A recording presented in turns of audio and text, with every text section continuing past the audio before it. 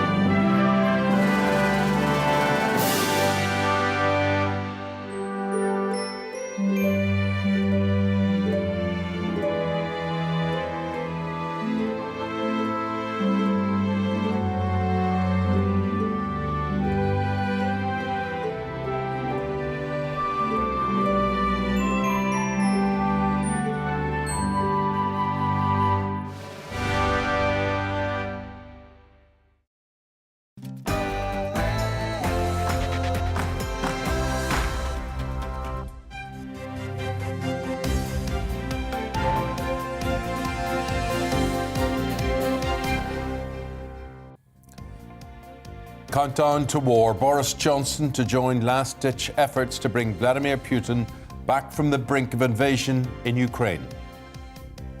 Good morning. It's 6 o'clock on Monday, the 14th of February. This is Breakfast on GB News with Eamonn and Isabel.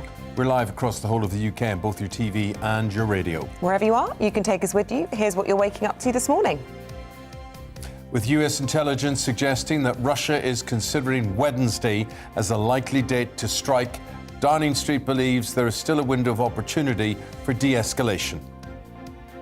Here's good news. If you work in hospitality, some wages have increased by a massive 12%. Are you benefiting? We want to hear your stories this morning. Get in touch. gbviews@gbnews.uk. And a pensioner in Dorset was so horrified to learn that his local bus service was going to be cancelled, he offered to pay thousands of pounds of his own money to keep it running. As always, you can join in any of our discussions by emailing, as Isabel said, or you can tweet at GB News.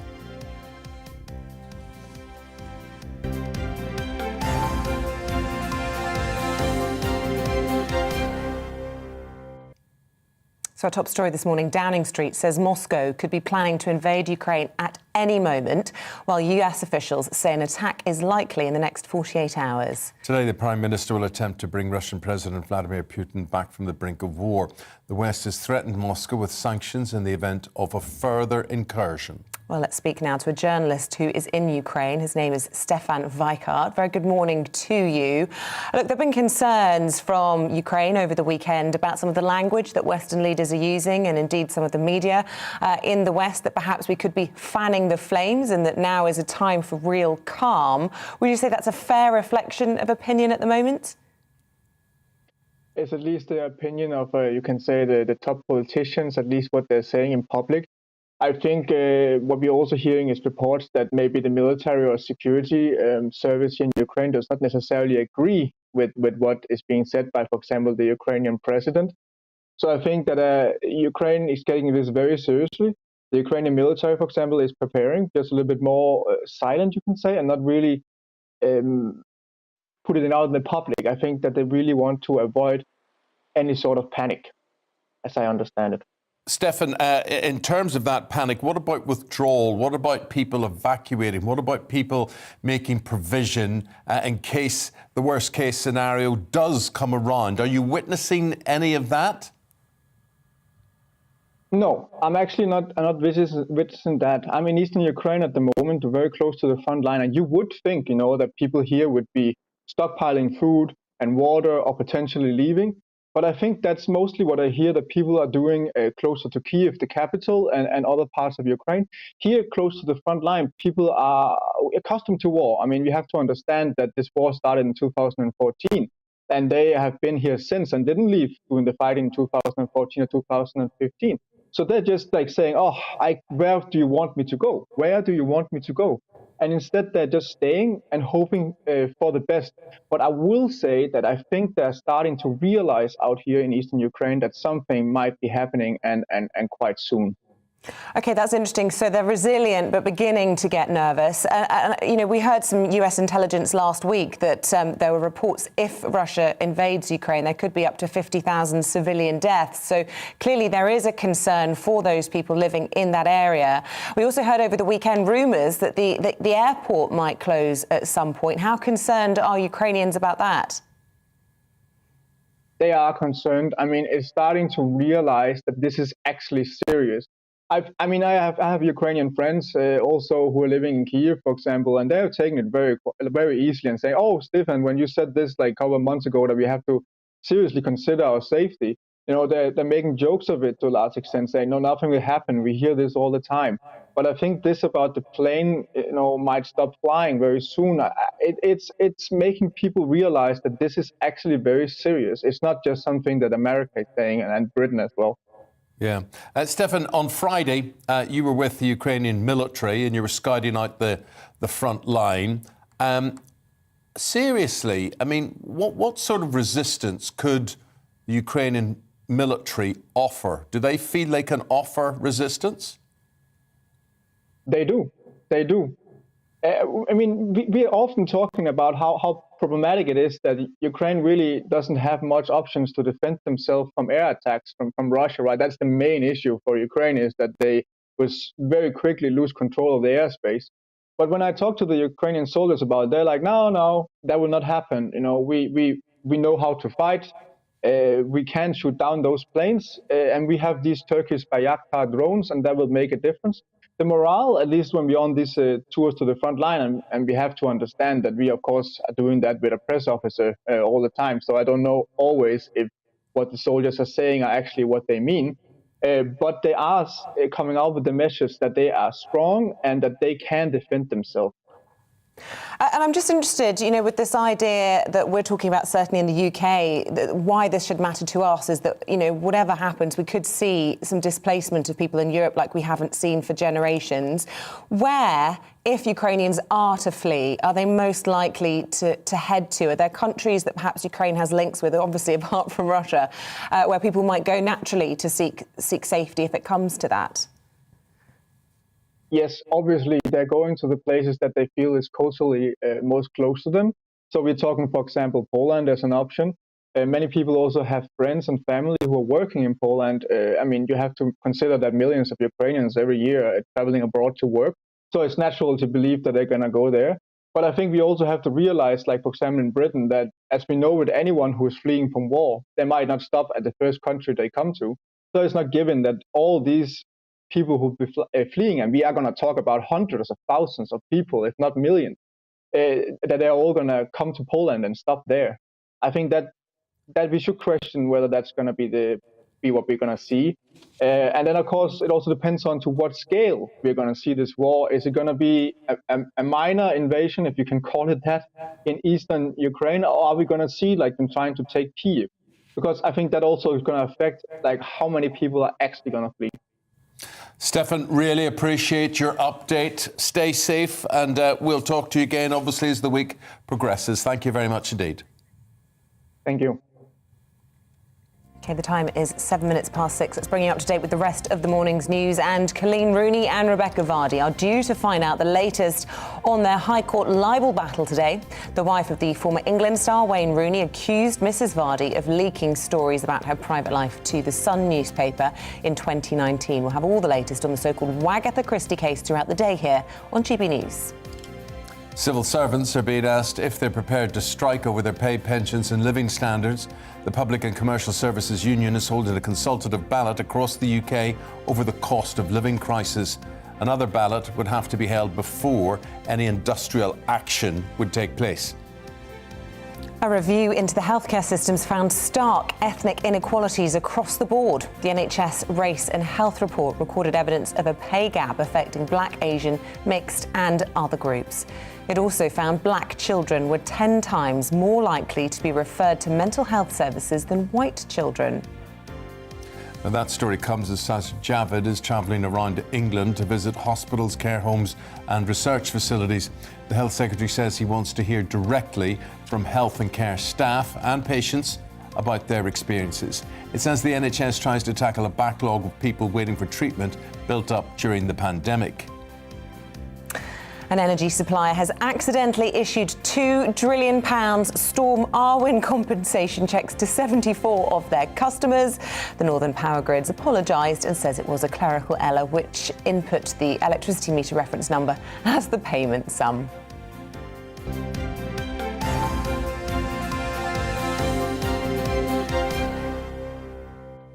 Imagine receiving that in the post. Yeah, I wouldn't want their apology. I'll say they're fine. No, yeah, I'll just keep the cheque. Yeah. I wonder, can you actually honour the cheque?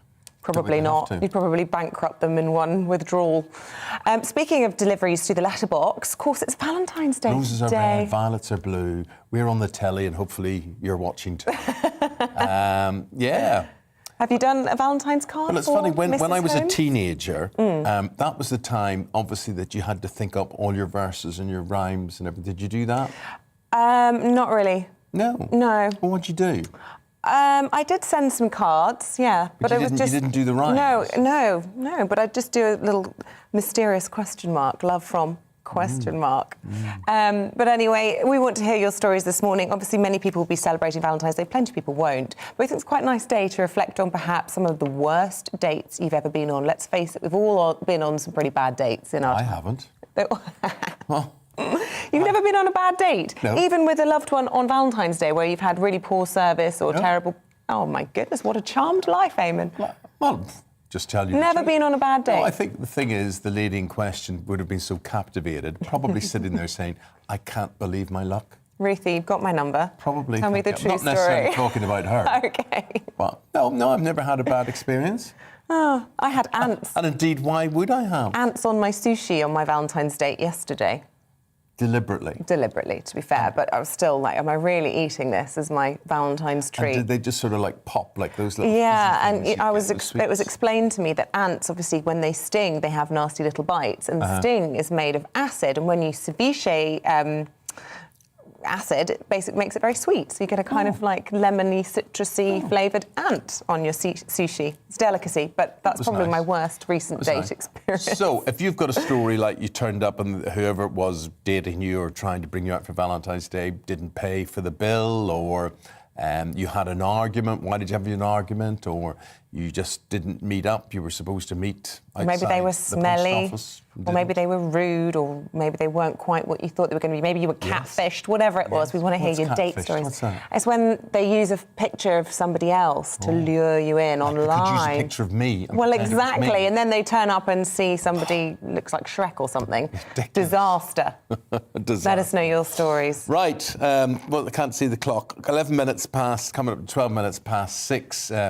This is GB News on your telly and on your radio. Let's get back to the Ukraine situation. We go to Jake Cordell, who's a reporter at the Moscow Times, with all of this.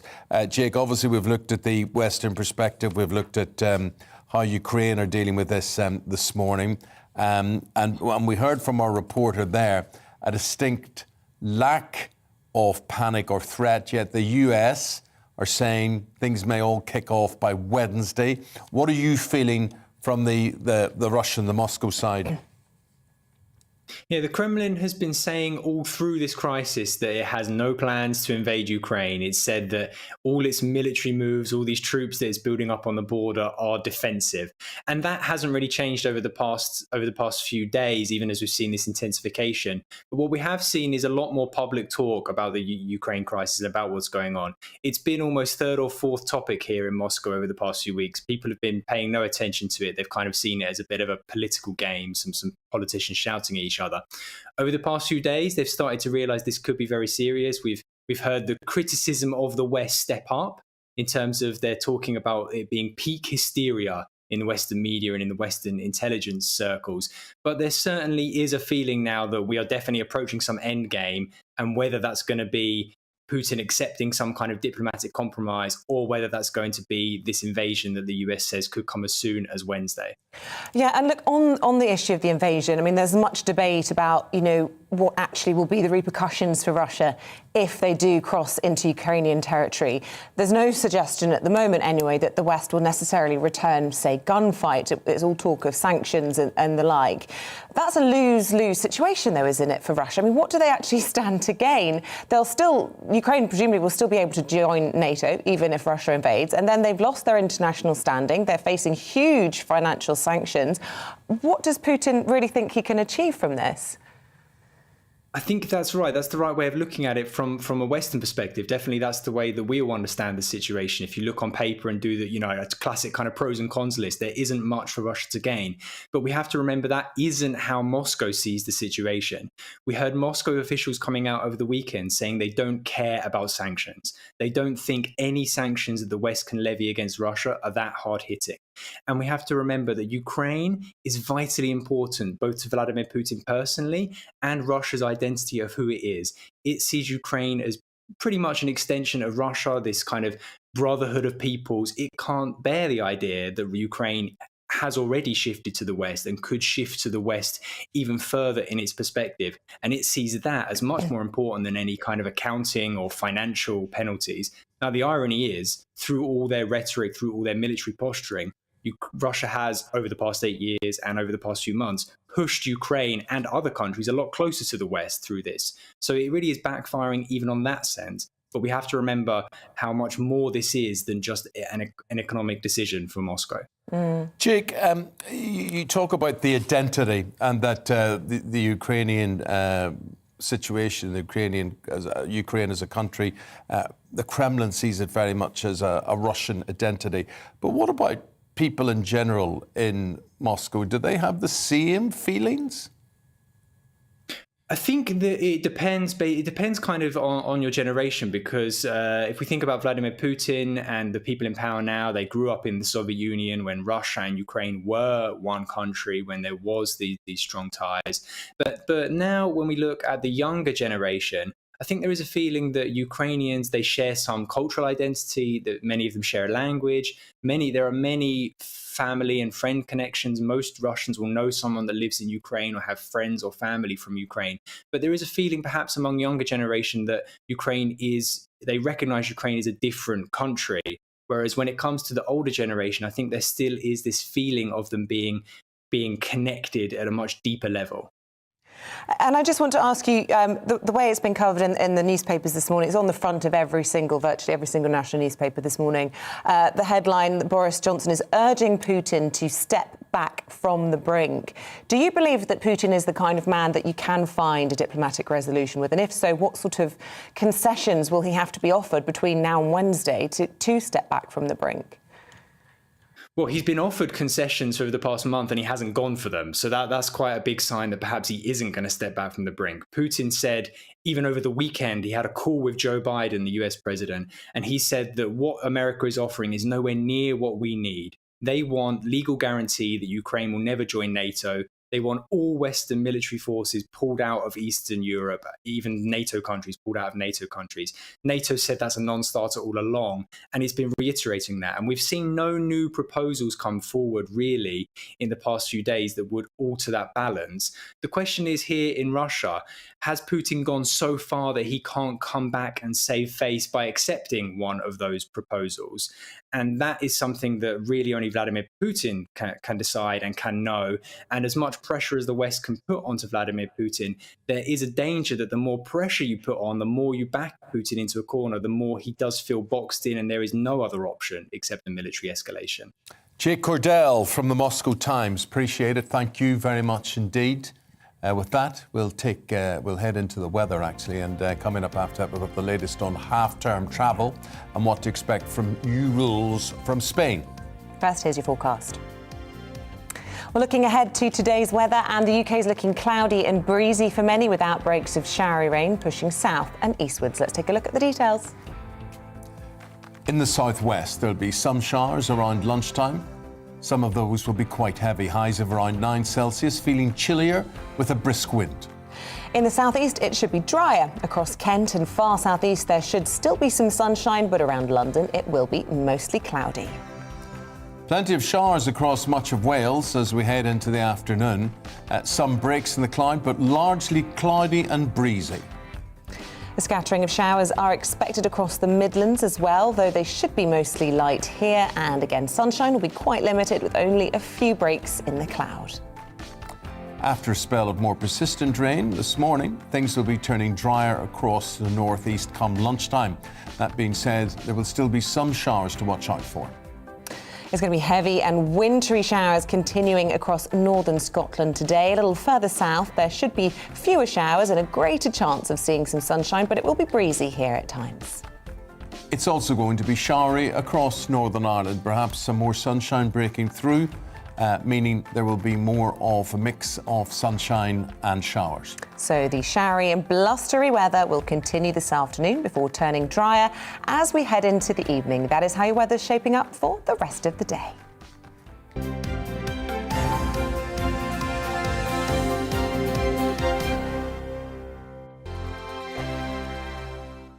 GB News is the UK's home of discussion and debate from all perspectives. To stay up to date on the latest stories, Make sure that you subscribe to the GB News channel. right here on YouTube. You can watch us live 24/7 across the whole world. You can also check out exclusive content and catch up on previous episodes of your favourite shows. Every day, we ask the questions that you'd ask, so why not add your voice to the conversation in the comments section? Don't forget to subscribe. We are GB News, Britain's news channel.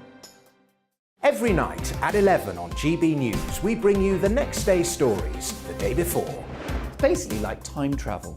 If it's a big story, we'll cover it, guaranteed. But we'll also have some fun along the way.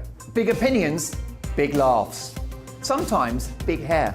This is Headliners, the paper review show that won't send you to sleep like the others will. 11 p.m, 7 nights a week. Join us.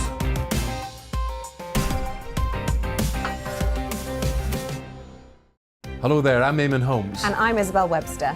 And we hope you can join us for Breakfast with Eamonn. And Isabel. You make me laugh out loud, belly laugh. Is that important first thing in the morning? Yeah, absolutely. And there's me trying to be deadly serious. News is a serious business. Yeah, I have to rein you in sometimes. Well, it doesn't stop us laughing at it. It doesn't stop us having an opinion on what's going on. Yeah. And it certainly will not stop us reflecting what you think. Weekdays from 6 to 9:30 on GB News. I'm Dan Wootton. Join me Monday to Thursday from 9 to 11 for the feistiest and most fun news debate on TV, where free speech reigns. I'll bring you a sharp take on the day's biggest stories, bombshell newsmaker interviews, and A-list guests. And I guarantee you, no spin, no bias, no censorship, and no reason to go to bed. That's Dan Wootton Tonight, Monday to Thursdays from 9 on GB News.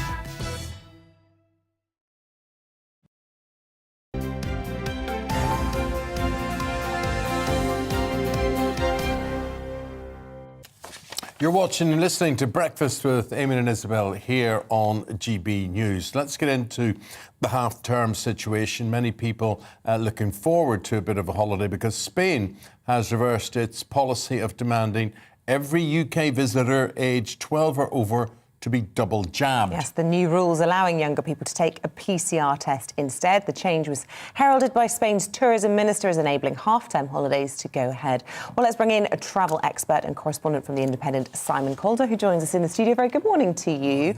This is great news then for families wanting a much-needed break after all the travel disruption of the recent months and years. Well, my take on this is that for most schools across the UK, actually the timing was terrible. And if the tourism minister in Spain doesn't realise that actually most schools broke up on Friday for half term, or an awful lot of them did, and therefore the fact that on Monday Spain says, oh yeah, we've just noticed that it's really difficult for 12-year-olds to get jabbed, so we'll let you take a test instead. If they said that 2 weeks ago, we wouldn't be where we are now, but as it is, many families have cancelled holidays altogether or gone to alternative destinations. Right, so you don't expect there to be any last-minute uptake of, Well, there will be a few, but it's been incredibly messy. I'm also going to put that accusation to France as well. This is a sort of relic of Omicron. You might remember we talked about it before Christmas. A week before Christmas, France suddenly says, right, Brits keep out. Oh, and then when you can come back in, you're all going to have a test. Well, finally, on Friday night, just before half term for a lot of schools, the French said, oh yeah, you don't need to worry about the tests starting tomorrow. By which stage, of course, tens of thousands of families have bought all their tests, paid money, taken the tests, and then Saturday morning nobody was interested in them.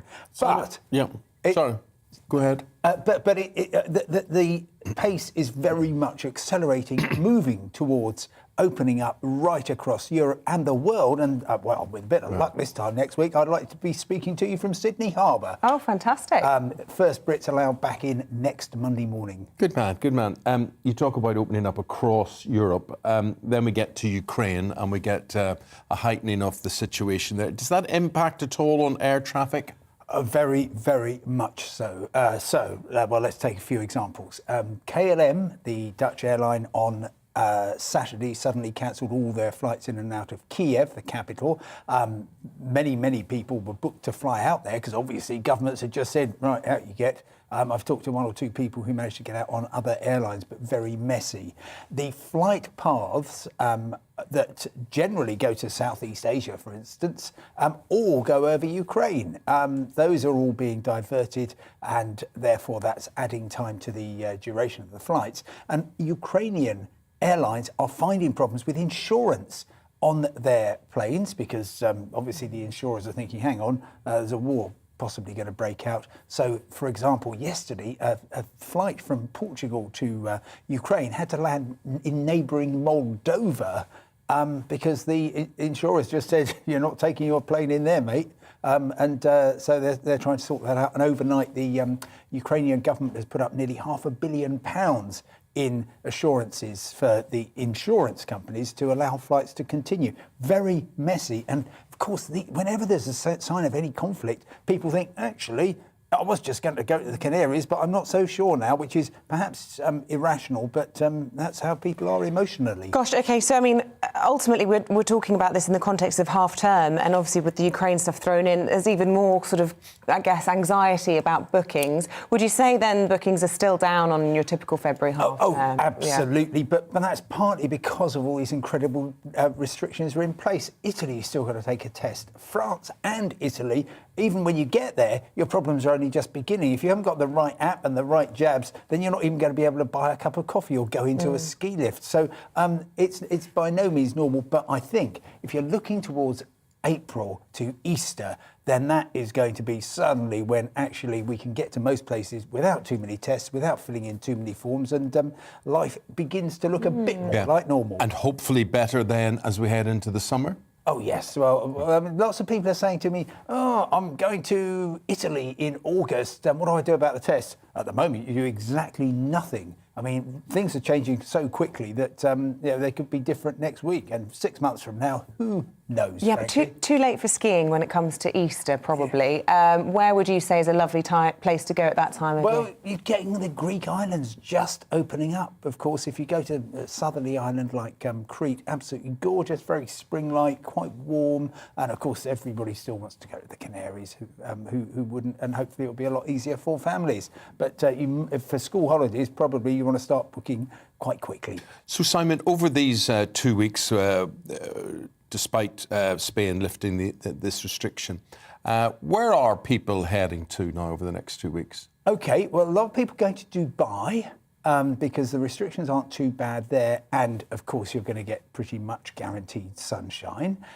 There are loads of people going to Portugal because Portugal actually did the sensible thing a couple of weeks before half-term and said, oh, we don't need to worry about a test anymore. And we're going to see some surprises with places like Norway, which is actually great skiing terrain. They suddenly said, don't care about vaccinations or jabs or whether you've been tested or anything, just come in and everything will be normal. So I think there will be quite, we've got competitive reopening going on.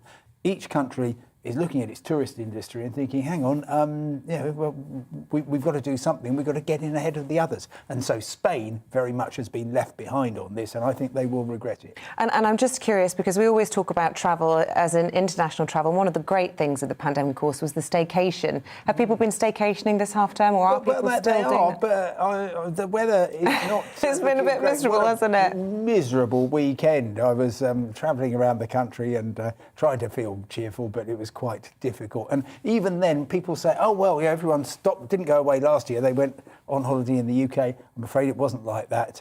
There was a huge slump both in the UK and going abroad. And while it was difficult to get a lovely cottage on the coast in Cornwall, Stratford-on-Avon was a ghost town, I'm afraid. Well, we look forward to hopefully talking to you from Sydney. Yeah, well, we shall see. A few hoops to jump through yet. I haven't got a ticket or anything like that yet, but I'll do my best. I think you're the right man to accept that challenge. Thank you so much, Simon. Thanks, Simon Calder there. Coming up, we have the biggest stories from the newspapers today with author James Bloodworth right after this short break.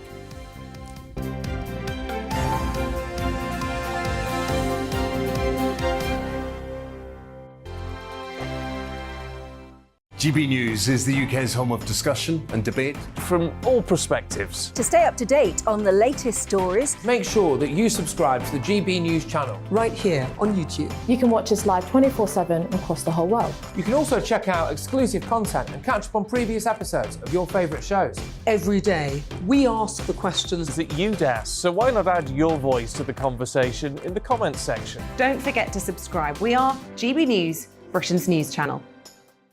Every night at 11 on GB News, we bring you the next day's stories the day before. Basically like time travel. If it's a big story, we'll cover it, guaranteed. But we'll also have some fun along the way. Big opinions, big laughs. Sometimes big hair. This is Headliners, the paper review show that won't send you to sleep like the others will. 11 p.m, 7 nights a week. Join us.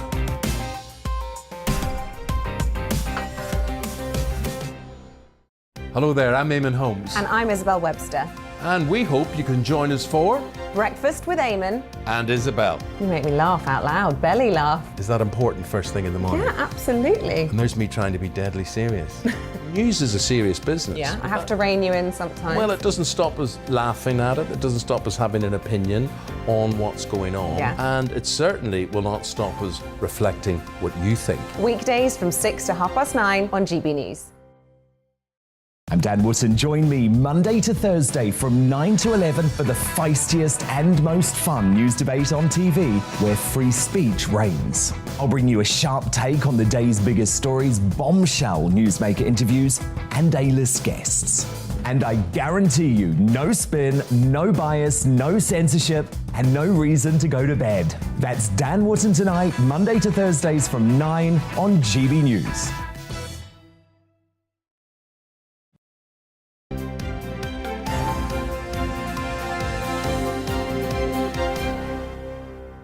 Thanks for your views coming in this morning. Timothy says, I'm really worried about Ukraine. It's scary to think about a war. We're not in a position to put up a serious response. Yes. Victoria says Boris will talk to them indeed and he'll back down as per usual. Let's not fool ourselves. Here we are, not a true world power. Charlie says Biden needs to act, not us. He's in charge of the operation. In reality, where is the clear policy and plan? Keep them coming in. Tweet at GB News. The front pages of your newspapers on this Monday morning are like this. The Telegraph, first of all. It's leading on Boris Johnson's comments that urge Vladimir Putin to step back from the brink of war. Mirror also runs with the same story, countdown to war. Here's the Times. It says international leaders will make a last-ditch attempt to prevent a war in the Ukraine. The Mail says there are only 48 hours to prevent any conflict. The Guardian's running with radical action, as they say, help's urgently needed to tackle the overwhelming ethnic health inequalities in the NHS. The Star discusses the weather. As they say, half-term will be a dud. 4 storms arriving in Britain, ruining any holidays with heavy winds and torrential rain. Time to go through these papers now. We do that in the company of author and journalist James Bloodworth. Good to see you, James. Good morning. And obviously, it's the whole Ukrainian situation dominating the front pages, and you've gone with the Telegraph. Yeah, so one of the stories that's the Ukraine story's been rumbling on for a few weeks now. It looks more likely that there will be an invasion. And one of the discussions in the West is a military response from the West is not on the cards. So the thing that's being talked about is sanctions, which there already are sanctions applied to Russia. But also a conversation that has been brought up by Tory MPs, Tory backbench MPs in particular, is about removing the poison of, they've called it poison of illegal Russian money in the City of London, which the City of London itself, but also in properties in the west of London. So you have money that was basically siphoned out of Russia, stolen money that's been invested in properties in London. And this has been going on for a long time. And there's a sense that something needs to be done about that as well, because this money is also subsidising Putin, Putin's cronies, Putin's inner circle. But I'd like to know what on earth they can possibly do about that. Well, I mean, there needs to be some kind of investigation, I think, into the legitimacy of some of this money that's swirling around London, because for a long time, for many years, I think, the City of London has kind of allowed this money in and hasn't necessarily done due diligence on where it's come from. So I think the fact that Tory MPs are saying this as well, I think this is something that the government will need to get to grips with. But I can't somehow see a lot of for sale signs or repossession signs going up in the centre of London. No, not at the moment. But there is also money in they talk about the City of London rather than just the property. So I think this is something that needs to be looked at, because... It needs to be looked at, but how realistic is it when you think how many donors there are to the Tory party who have links to Russian money? Would it effectively be hurting not only our own government but our own economy when we've got so much Russia? I mean, obviously there's no moral question this is what should be done, but whether or not it would... there's any incentive to try and block out all of that money is another question. Yeah, I mean, I'm not sure if it would hurt the economy too much, because a lot of this money is in assets anyway. It's not productive money, if that makes sense. It's not being put into factories here and creating jobs. It tends to be in assets anyway. And it just shows to some extent how there's limited things we can actually do if Russia does invade Ukraine. Yeah, you picked the Telegraph to talk about there, and we were just commenting on this amazing pictures. Just give me a close-up on that with something. Can you? No, you can't give me that. Right. Give me a clue. Is it? Right. There's an 80-year-old woman there, and she's getting basic combat training from Ukrainian Special Forces there. It's part of a civilian training scheme that is going on there. 80 years of age. Yeah, the FT have got a similar picture. In fact, a lot of the papers have people wielding guns this morning, and that's the sad reality, isn't it, that this is going to come down to... well, either civilians, but most likely Ukrainian forces with, money and training support from the West, but no actual Western military at this point. Yeah, I mean, it's a really scary situation, because if Russia does invade, Kiev's a city of I think more than 3 million people. You will see mass bloodshed in Europe for the first time since the wars in the Balkans in the 90s, probably, and that is quite a scary possibility. Yeah. We go to The Guardian now, and we mentioned this in our headlines today. There's going to be a report published this week which is about racial disparity in the NHS. Yes, so racism, racial discrimination, and barriers to access in healthcare, as well as poor data collection, are negatively impacting the health of Black, Asian, ethnic minority people in England. And it's been going on for years. There's a big report out this week. And it says that it's really damning. It says that no significant change has been made in recent years, despite these red flags being raised. And we've also seen this with the pandemic. So the pandemic's taken a disproportionate toll on ethnic minority people, but also people from working class areas as well. So if you look at the impact of the pandemic, it's very different in parts of the north of England, in certain pockets in London. And it's really brought to light some of these health inequalities. It's always very difficult, I think, with these race reports to separate race necessarily from social demographics. How much is this attributable to race as attributable to poverty and education? And I do think there's always big questions about whether or not it sort of oversimplifies some of these issues, and whether or not certainly there are big problems within certain demographics when it comes to access to education and resources. What do you make of that? No, I think absolutely. I think the problem is with just talking about ethnic minorities nowadays is that there are massive differences between different ethnic groups in terms of social class opportunities. So you see Black Afro-Caribbean boys, for example, having much worse outcomes in school than, say, like Indian or Chinese children. And the same is true of health inequality. So you see pockets in London, in East London, of very significant, health deprivation. But then in other areas of London where you also have high ethnic minority communities, high percentage of those communities, you don't see the same problems. So it is more complex. Yeah, it's cultural and class and economic, ethnicity and all kind of mixed into one. But James, this only relates to healthcare, does it itself? It doesn't relate to jobs and opportunities within the NHS itself? No, this report it's looking at kind of access to healthcare itself. So within the system, not kind of before you get to healthcare, if that makes sense.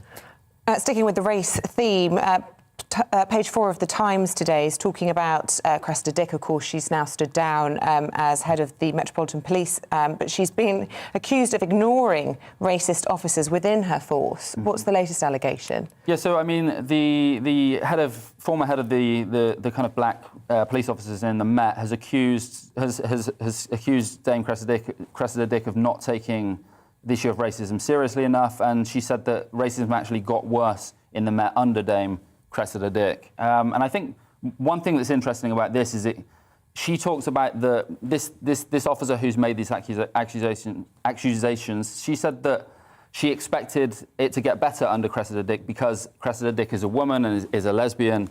And I think this shows kind of the limits of identity politics in a way, that you just put the right people in positions of power and that will sort out the problems, when the actual problem goes much deeper than that, and it's not so much about the characteristics of the person at the head of the organisation, it's about whether they actually understand the problems. Yeah. OK. James, thank you very much indeed. Next time around, James is going to be joined by Tonya Buxton to go through the newspapers. Appreciate that. Thank you. Thank you very much indeed. A pensioner in Dorset was horrified to learn that his local bus company was going to cancel the service he relies on the most. Yeah, he was so horrified, in fact, that he actually offered to pay thousands of pounds of his own money to try and keep this service running. Millar reporter Ellie Costello hitched a lift on a bus with local hero Alan Williams. Dorset pensioner Alan Williams is no ordinary bus passenger. The 78-year-old retired insurance analyst has been using the X53 bus service, which runs along the Dorset coast, for most of his life. He was left disappointed when First Wessex Bus Company, who made £115 million in pre-tax profit last year, announced that they could not afford to keep the Sunday bus service running. Alan stepped in and offered to pay for the Sunday service during the winter months, becoming a local celebrity. Why did you take on this massive battle? Well, because I do use a bus virtually every day, and also I know that there are a lot of other people who rely on the bus 7 days a week to go to work.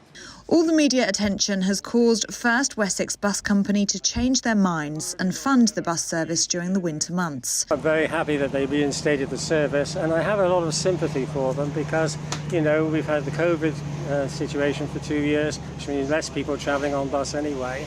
And, you know, it's a sort of thing that, you know, you can't expect them to run buses when there's nobody travelling on it, unless the government's supporting them. Across the country, rural bus services have been in gradual decline for years, and passenger numbers have been down throughout the pandemic. This week, the government is being urged to extend emergency funding for buses amid warnings that services could be cut by a third within weeks. A Department of Transport spokesperson said the government has provided an unprecedented £1.7 billion in support to over 160 operators to keep services running during the pandemic. We're working closely with the sector to understand the potential challenges once it ends in April. Alan, what has the local community's reaction been like? Well, they, you know, complimented me whenever I've met people in the supermarket or on the street sort of thing. So they all seem very happy with it, actually, you know. So you're like a local celebrity. People know who you are, don't they? Yes. If they didn't know before, they definitely do now. First Wessex bus companies say the service will be fully funded until March 2022. They say they'll continue to liaise with Dorset Council and Mr Williams to ensure that there are bus services needed for the community. They say they commend Mr Williams' actions and thank him for his hard work in raising awareness of the funding challenges faced by operators. Because of Alan's commitment to his local transport service, an OBE has already been suggested, and the Jurassic Coaster buses could be renamed the Alan Williams route. One thing is for sure, those buses would always run on time. Would you like something like that? Is that something that you would enjoy? Well, it would be nice to have some public acknowledgement, I suppose, but I think perhaps renaming the bus might be a step too far. But not an OBE, if Buckingham Palace are listening. It would be very nice, wouldn't it? So an OBE potentially in the pipeline, but for now, Alan is revelling in the fact he saved his Sunday bus service. Ellie Costello, GB News. Well done, Alan. Absolutely brilliant. That's working for your community, OK, isn't it? Yeah, I'm sure he really loved Ellie scratching the side of his bus with her umbrella. I was so wincing as she did that. Do you know Belfast used to have a bus named after me? No. I'm telling you. Come on. There was me and Jamie Dornan, right? We had a bus each, right? And mine was the bus for the drunks at night. And the side of it was a big picture of me and it said, to get you Holmes on time. Oh, I love or home it. safely. Did they, ask if that was okay with you, or they just took advantage of your name? Of course, it was a massive popularity poll, right? Of which me and Jamie Dornan obviously came. What was the slogan for Jamie's bus? I don't know. Probably something to get you into bed. No, what was that? What was it? What was that film he did? What was that? 50 Shades of Grey. Probably something on that. But there you go. Now, as for Valentine's Day, which it is today. Happy Valentine's Day. We're just wondering if you're good at Valentine's messages. Tweet us at GB News. You can do the little rhymes. Roses are red, violets are blue, whatever. You can do anything like that. Keep us amused this morning with those. We've also been asking for bad date experiences because, let's be honest, not everybody's getting a card and roses today, but everyone loves to share their horror stories. This one's coming from George, and it really made me laugh. Or he also calls himself Jiggly Bean.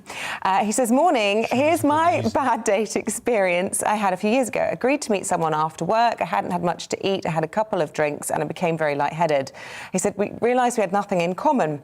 I headed to the bathroom to text my friend to plead for help so I could just leave, as this person was very boring. Everything was about them and we had nothing in common. I floated back to the bar and the look of disgust on their face as they held their phone up saying, did you just text me? Oh, I'm boring, am I? So they left and I enjoyed a nice bowl of chicken wings on my own. Sent the message to the wrong phone. That was brilliant. He says, if it doesn't challenge you, it doesn't change you. There's a lot of that sort of thing in the dating world. It's quite, I don't really like, I'm glad I'm married, put it that way. Yeah. More dating. I think, but it's lovely, though, when you're at school or whatever, you get a card from somebody. The question My mark. 4-year-old girl has had 2 cards in the post, Valentine's cards, more than anyone else in our house. Starting young round here, aren't they? Prince Harry is bringing out a book. It's a new book, and we're told it will shake the monarchy to the core, according to a close friend of his. It allegedly contains the prince's views on everyone in the royal family, including some interesting thoughts on the new Queen Consort, the woman who will become Queen Consort, Camilla. Yes, and joining us now to discuss all of this is Sarah Robertson. She's royal and entertainment reporter for the Sunday Mirror. Very good morning to you. Look, the book's not due out until, early December, but there's a feeling that at the moment he's sort of, either gathering ammunition or putting pen to paper, and we're getting little insights into what we can expect, perhaps reading into what he's not saying. He did an interview this week, didn't he, where he didn't even mention consort Queen Camilla. What does that mean, do you think? What can we infer from that? Yes, in that interview, Harry stayed completely clear about congratulating Camilla on the news that she is to be Queen Consort when Charles becomes king. I think the silence in itself spoke volumes. And my source told me, Harry does have lots to say about it, but those opinions are being kept for the book. He's got a $20 million book deal, so he has to obviously be able to deliver something that's going to make people want to go out and buy. And this book, it was signed on the premise that he does talk about personal memoirs, family arrangements, things that have affected him in his life growing up, things that he's been witness to. So he's saving these opinions for that book. OK, it doesn't necessarily mean they'll be bad then, does it? I mean, we're led to believe very much that William and Harry both accepted Camilla, which is part of the reason the Queen has been so happy to bestow the honour of Queen Consort on her. I mean, do we think that Harry's got a bad word to say about Camilla? I wouldn't want to say it's going to be all bad, but, when this happened, when Camilla was introduced to him, he'd just turned 13. He'd lost his mother just the year before. It was very initially difficult for him and William in the early years. It's obviously, you know, in time they've matured, come to accept her. William certainly has. You know, he's got his own family now. He's made peace with everything. He apparently was respectful of the Queen's decision to make Camilla Queen consort. But Harry himself, although he has accepted her, and there has been a warmth, I think it was in 2005, he said, oh, you know, she makes my father very happy. In the last couple of years, with him going over to California, with the rift that's come between him and his father and his brother and the family, that's obviously impacted as well on his relationship slightly with Camilla. And Prince Harry's very, very protective of his mother and his mother's memory and image, as you're aware. He's very thin-skinned when it comes to certain things. And I think he just wants to make sure his mum's not erased from history. And like the rest of the population, when Camilla, you know, married Charles, it was with the understanding that she would be princess consort. That's what Harry was led to believe. You know, now she's going to be queen, so it just seems, I think, to him like, what's happening to my mum, you know, that would have been a title she would And he was have doing so well, wasn't he? Because basically he'd shut his mouth for the past few months and whatever, and it was people were beginning to think, oh, maybe he's not so bad. Yeah, but that's not entirely true. No, it's obviously not. He's going to ruin it all. Well, maybe I'll give him the benefit of the doubt. Maybe he'll surprise us all and come out and save his praise and his congratulation for the book. You never know. Well, this is what we're going to have to see. But from what I've been told from my source, he has a lot to say on the matter. There's things that are still bothering him, tension that's still simmering under the surface in terms of he feels very aggrieved in terms of how him and Meghan were treated.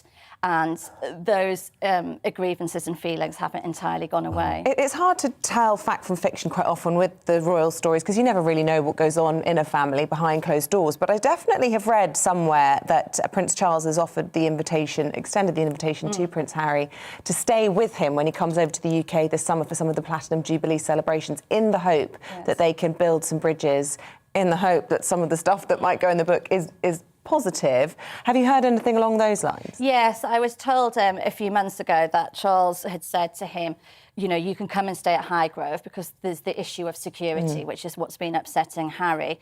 Whereas in Highgrove, it would be easier for him. It's a very secure place. He would be safe. You know, Meghan and the children would be safe there. Harry has yet to say whether he's going to take up that offer.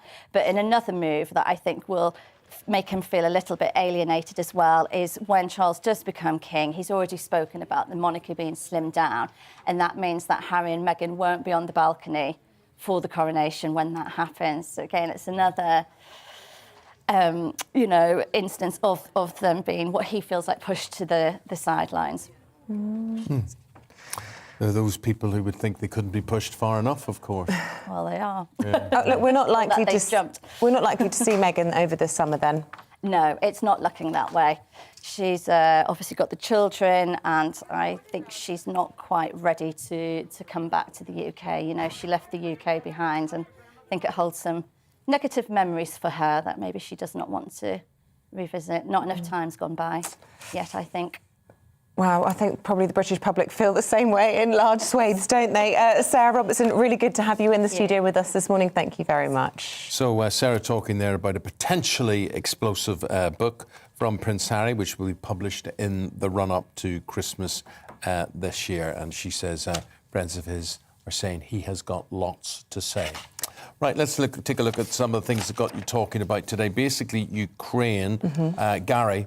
Of course, sanctions mean nothing to dictator Putin. Look at the personal wealth he's drained from his own country. The ordinary Russian people will be the ones suffering, and it's they who need to remove him from power. Is he really any different from Saddam Hussein? A couple of emails coming in, not big fans of Harry. I hope Harry... Oh, well, I won't read that one out. Why does the media give Harry airtime? No one I know takes any notice of anything he says. And one on Valentine's Day, this one from Robert. He says, I've been divorced and single for 10 years. I don't celebrate Valentine's Day, but last year I had my COVID vaccination deliberately as a little mini celebration on Valentine's Day. Mini what? I don't know. What does that make him? Just in case he gets lucky? Maybe, or maybe it was just I don't know. I don't know. Tell us why you did that anyway. We want your bad date stories. I was excited. I thought it was going to be a good balance. Whether they make sense or not. Yeah. Dennis talks about NATO. Where are they? If they are the subject of the conflict, why can't we see a proper response? Russia has accumulated too much power as it is. OK. Obviously, Ukraine, the worsening situation in the build-up to Wednesday, which America thinks would be a very good time for Russia to launch any such strike. We're going to be talking about that throughout the programme this morning. It's 7 minutes now before 7. We're looking ahead to today's weather, and the UK is looking cloudy and breezy for many, with outbreaks of showery rain pushing south and eastwards. Let's take a look at the details. In the southwest, there'll be some showers around lunchtime. Some of those will be quite heavy, highs of around 9 Celsius, feeling chillier with a brisk wind. In the southeast, it should be drier. Across Kent and far southeast, there should still be some sunshine, but around London, it will be mostly cloudy. Plenty of showers across much of Wales as we head into the afternoon. Some breaks in the cloud, but largely cloudy and breezy. A scattering of showers are expected across the Midlands as well, though they should be mostly light here. And again, sunshine will be quite limited with only a few breaks in the cloud. After a spell of more persistent rain this morning, things will be turning drier across the northeast come lunchtime. That being said, there will still be some showers to watch out for.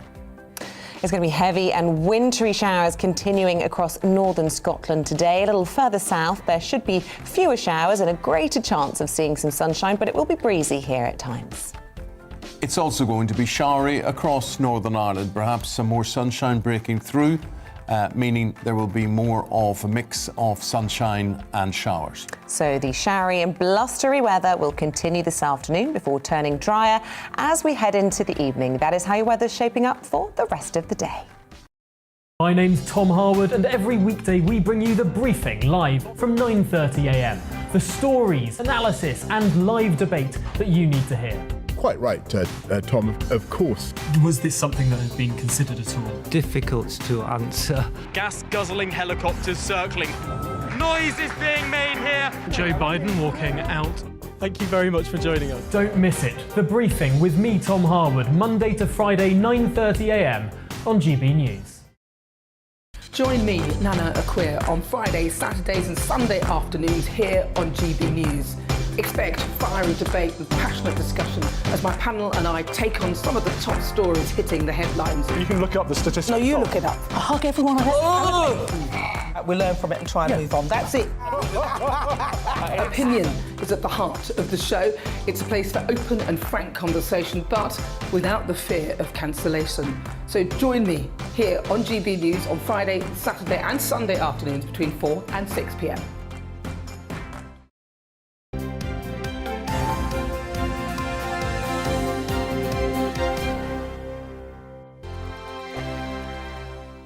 GB News is the UK's home of discussion and debate from all perspectives. To stay up to date on the latest stories, make sure that you subscribe to the GB News channel right here on YouTube. You can watch us live 24/7 across the whole world. You can also check out exclusive content and catch up on previous episodes of your favourite shows.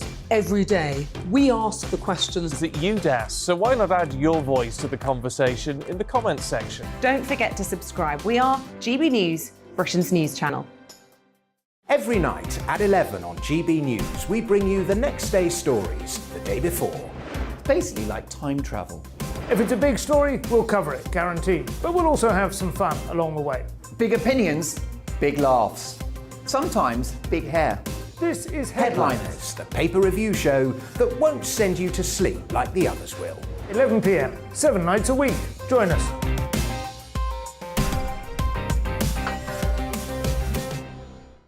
Hello there, I'm Eamonn Holmes. And I'm Isabel Webster. And we hope you can join us for Breakfast with Eamonn and Isabel. You make me laugh out loud, belly laugh. Is that important first thing in the morning? Yeah, absolutely. And there's me trying to be deadly serious. News is a serious business. Yeah, I have to rein you in sometimes. Well, it doesn't stop us laughing at it. It doesn't stop us having an opinion on what's going on. Yeah. And it certainly will not stop us reflecting what you think. Weekdays from 6 to 9:30 on GB News. I'm Dan Wootton. Join me Monday to Thursday from 9 to 11 for the feistiest and most fun news debate on TV, where free speech reigns. I'll bring you a sharp take on the day's biggest stories, bombshell newsmaker interviews, and A-list guests. And I guarantee you, no spin, no bias, no censorship, and no reason to go to bed. That's Dan Wootton Tonight, Monday to Thursdays from 9 on GB News.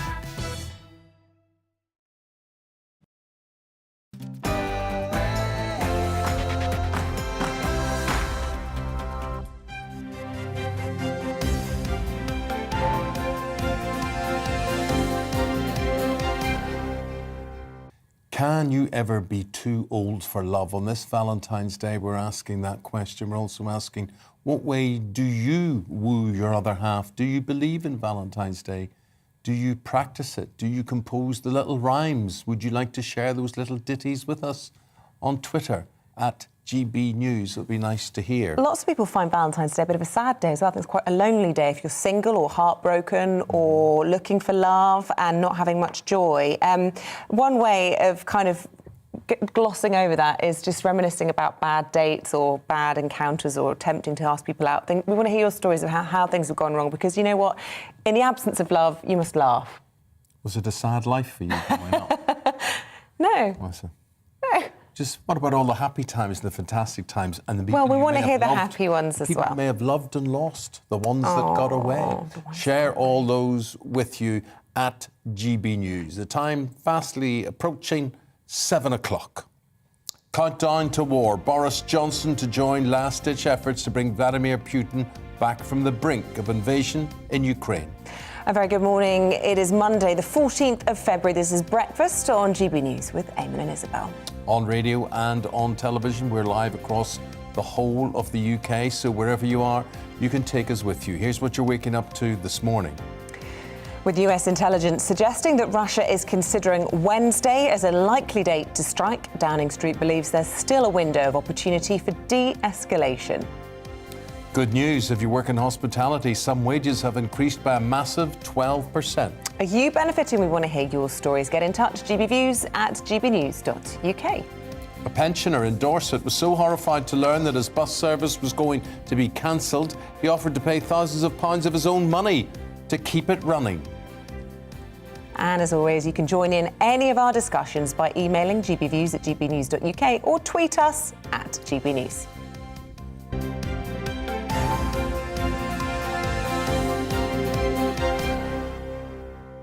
7 o'clock is the time in this Monday morning. Good morning to you as we start the day and start the week. Today, the Prime Minister will attempt to bring the Russian president back from the brink of war. Yes, Downing Street says Moscow could be planning to invade Ukraine at any moment, with US officials saying an attack is likely in the next 48 hours. Well, Western nations have threatened Moscow with sanctions in the event of a further incursion into Eastern Europe. Joining us now, I'm delighted to say, is Professor Scott Lucas from the University of Birmingham. Scott, good morning to you. The US is saying Wednesday looks like the ideal day for Russia to strike if they're going to do it. How likely do you think that is, my friend? That's up to one person, Vladimir Putin. Russian forces are in place to do so. They surround Ukraine on three sides, north, east, and south, with more than 170,000 personnel, warplanes, missiles, and they could start by bombing Kiev, the capital, and other cities within 48 hours. But of course, we still have this ongoing diplomacy that you've referred to, which tries to say that, jaw is better than war. The real issue is Vladimir Putin has gambled by putting all these forces on the border. He's cocked the trigger. Does he now fire it, or does he hold back? And if he does hold back, how does he save face? Scott, the word you heard the Russian ambassador to Sweden over the weekend saying sanctions don't matter. He was much more direct than that. Do sanctions matter? What would President Putin listen to? Well, sanctions would matter, at least in the pocket of President Putin and the inner circle of Russian businessmen and politicians who are his allies, because you would be looking at sanctions. Look, most of the wealth of these men is not held in Russia. It's held in countries like the UK. And if you freeze their assets, if you freeze their transactions, they take a direct hit. And beyond that, you would be looking at the gamble that Putin's making, which is, does he want a permanent suspension of the Nord Stream 2 gas pipeline? Now, that pipeline was just completed with Germany last autumn. It has not yet been activated. If Putin goes and invades Ukraine, it could be off the table, which would cost billions of dollars to the Russian economy. I want to ask you how surprised you are that we haven't seen President Biden jumping on Air Force One and heading over to Moscow or to Kiev to try and hold one-to-one meetings. I mean, we saw President Macron heading to Moscow, that famous picture of the two leaders at this giant table. Obviously, Antony Blinken's been doing the rounds, as has Liz Truss, our Foreign Secretary. But how surprising is it that, the Commander-in-Chief hasn't been personally engaged? Well, Joe Biden did have a one-hour conversation with Vladimir Putin on Saturday. He had another one-hour conversation with Putin by phone yesterday. But no, you don't send him to Moscow and make this just about Joe Biden and Vladimir Putin or the U.S. and Russia one-on-one. This is a collective effort. In other words, the U.S. is involved, of course, but so is the U.K., so are European countries, so is NATO. So yes, you have Macron, who makes his representations for diplomacy. Olaf Scholz, the German chancellor, will be in Ukraine and Moscow today and tomorrow. And you see other European foreign ministers, like Liz Truss, for example, who are part of the effort to say we are all united. To send Joe Biden over there is sort of like, well, the U.S. leads and everyone else might follow. Not the message you want to give to Vladimir Putin right now. Right. Scott, appreciate your take on things. That's Professor Scott Lucas. He's Professor of American Studies at the University of Birmingham. Thank you very much indeed. Thank you. The other news you're waking up to on this Monday. In the last hour, it's been confirmed that Russian figure skater Kamila Valieva can continue to compete at the Winter Olympics despite her failing a drugs test. The Court of Arbitration for Sport says it is an exceptional circumstance, but that no provisional suspension should be imposed. Colleen Rooney and Rebecca Vardy are due to find out the latest on their High Court libel battle today. The wife of the former England star Wayne Rooney has accused Mrs Vardy of leaking stories about her private life to The Sun newspaper in 2019. We'll be keeping a close eye on all developments in the so-called Wagatha Christie case for you here on GB News throughout the day. Civil servants are being asked if they are prepared to strike over pay, pensions and living standards. The Public and Commercial Services Union is holding a consultative ballot across the UK over the cost of living crisis. Another ballot would have to be held before any industrial action. A review into the healthcare systems found stark ethnic inequalities across the board. The NHS Race and Health Report recorded evidence of a pay gap affecting Black, Asian, mixed and other groups. It also found Black children are 10 times more likely to be referred to mental health services than white children. With that story coming as Sajid Javid travels around England this week to visit hospitals, care homes and research facilities. The Health Secretary says he wants to hear directly from health and care staff and patients about their experiences. It says the NHS tries to tackle a backlog of people waiting for treatment built up during the pandemic. An energy supplier has accidentally issued £2 trillion Storm Arwen compensation cheques to 74 of their customers. The Northern Power Grids apologised, says it was a clerical error, which input the electricity meter reference number as the payment sum.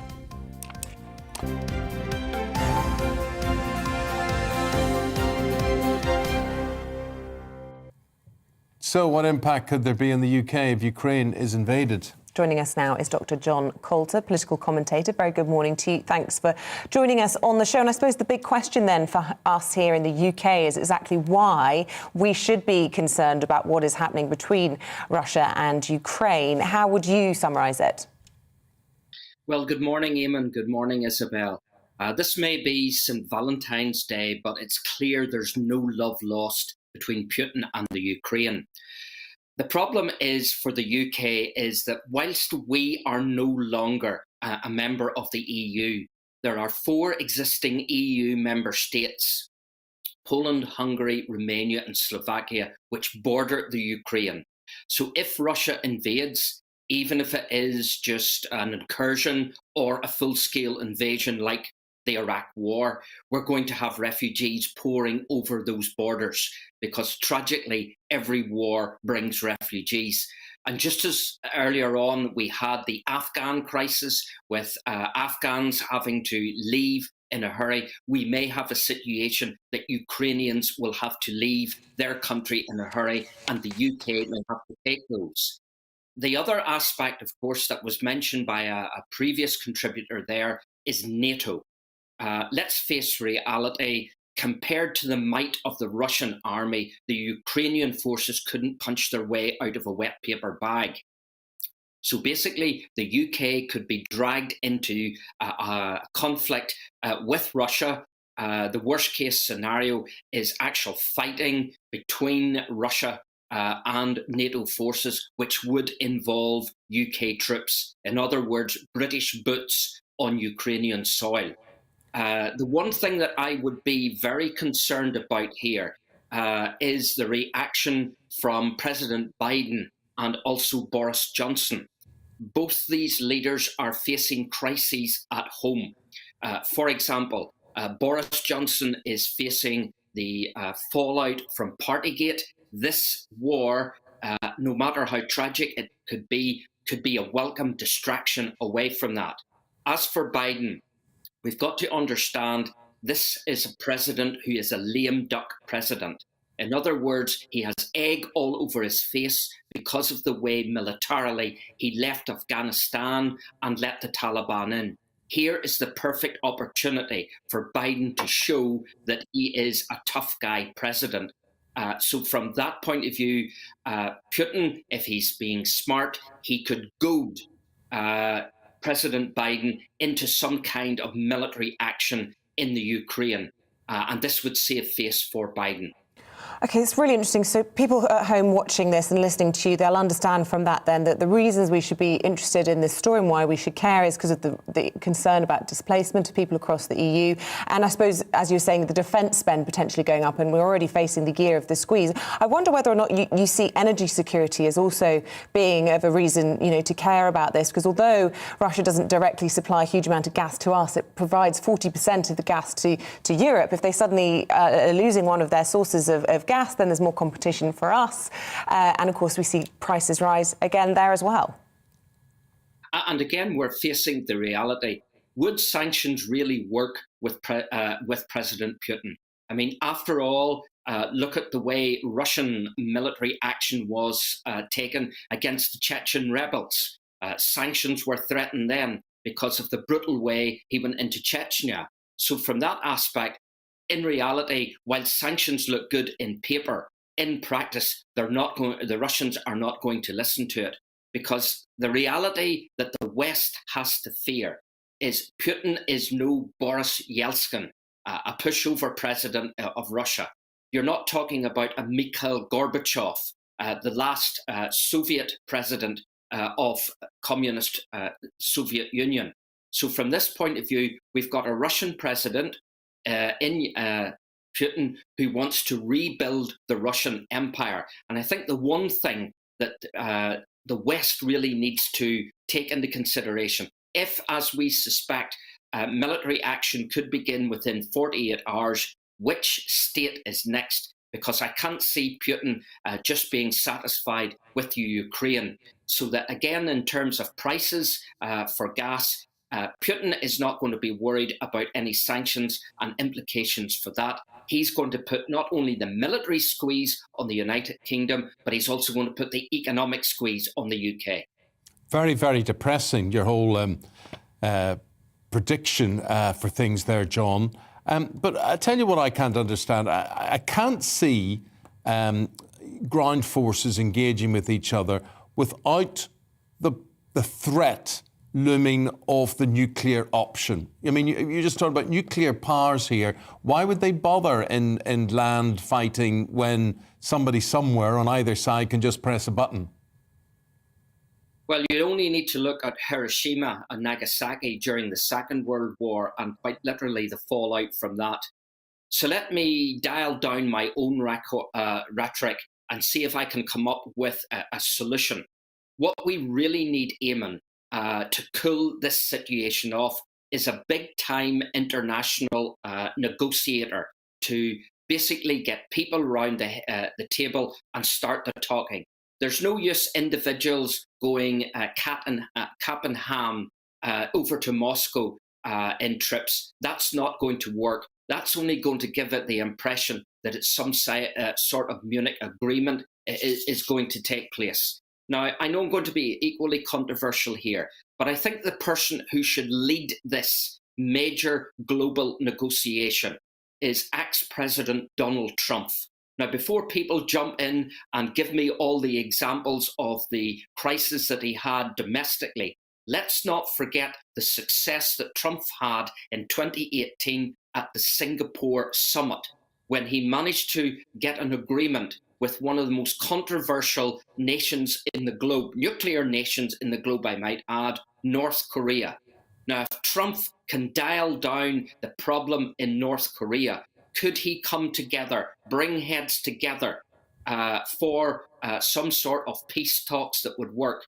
And the ideal place for these peace talks would be in Dublin, which, because the Republic of Ireland has always seen itself as a neutral country. So Donald Trump chairing them, Joe Biden, EU leaders, the Ukrainian government, and not forgetting Putin. I think the diplomatic solution, as your previous commentator said, it is better to jaw than war. So I'm looking at a situation there where Trump should call some sort of meeting together along the lines of the Singapore summit and try and get people to dial down the rhetoric. Well, what about that for a solution? A peace conference to be held in Dublin between Putin and Biden and Johnson and all the European leaders, hosted and mediated by Donald Trump, says Dr. John Coulter, the political commentator. John, very, very interesting. That'll get people talking this morning. Wasn't expecting that. Yeah, appreciate that. Thank you, John. At GB News, if you want to add your suggestions to that or your opinion of what Dr. Coulter suggested, or at GB Views at gbnews.uk. Now, it is 7:14, time for some good news. I think there's a lot of serious news around this morning, but some good news for people working in the hospitality sector. New research is showing that wages for some have increased as much as 12%. Well, it's hard to get staff for bars and restaurants, and these premises are scrambling to attract and retain workers. Companies now offer flexible working hours, bonus pay, free meals, other sorts of perks as well. Kate Nichols is the CEO of UK Hospitality. That's the trade body for pubs, restaurants and hotel operators. Very good morning to you, Katie. So tell us, 12%, we're talking about how much for people like chefs compared to pre-pandemic price tags or job tags? Good morning to you. We are seeing wage rate inflation going through the sector, with wages going up by about 11 to 13% across a wide range of roles. So if you're looking at quite a lot of the chef roles, the specialist chef roles, they've jumped from about 30 to 40. Some of the senior management roles, 40 to 50,000 pounds a year, and even at the lower levels, the average wage rate now for bar staff over £20,000, and again for frontline waiting staff.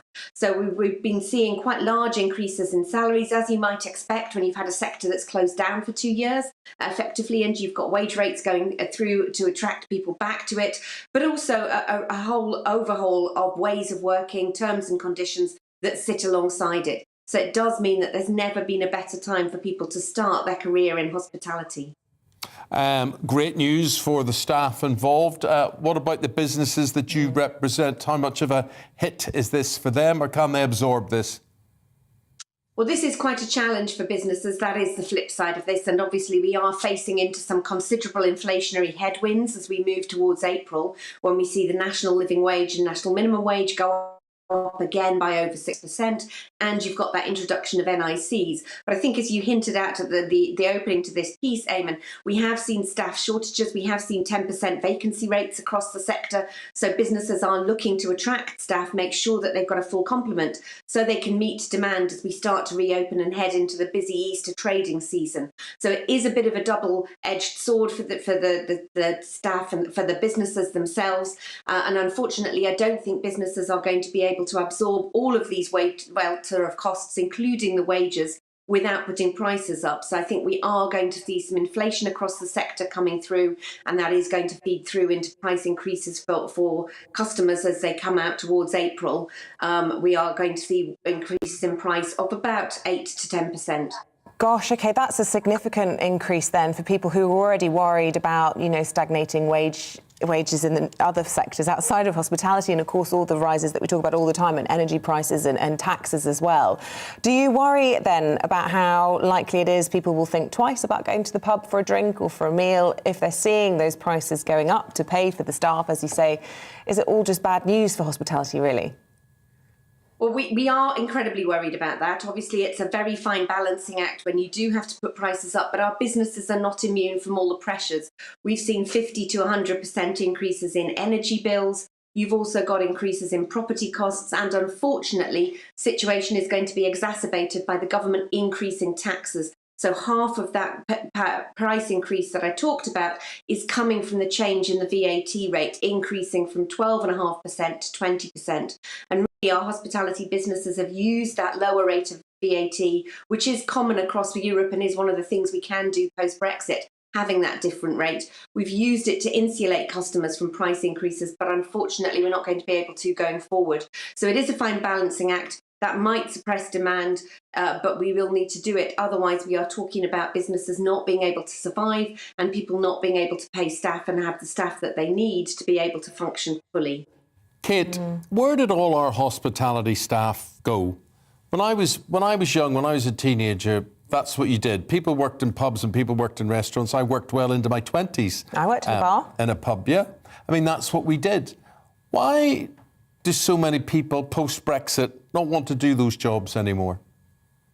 Well, I think there's three things that we've seen post-COVID, and it is particularly a COVID reaction that we're seeing here.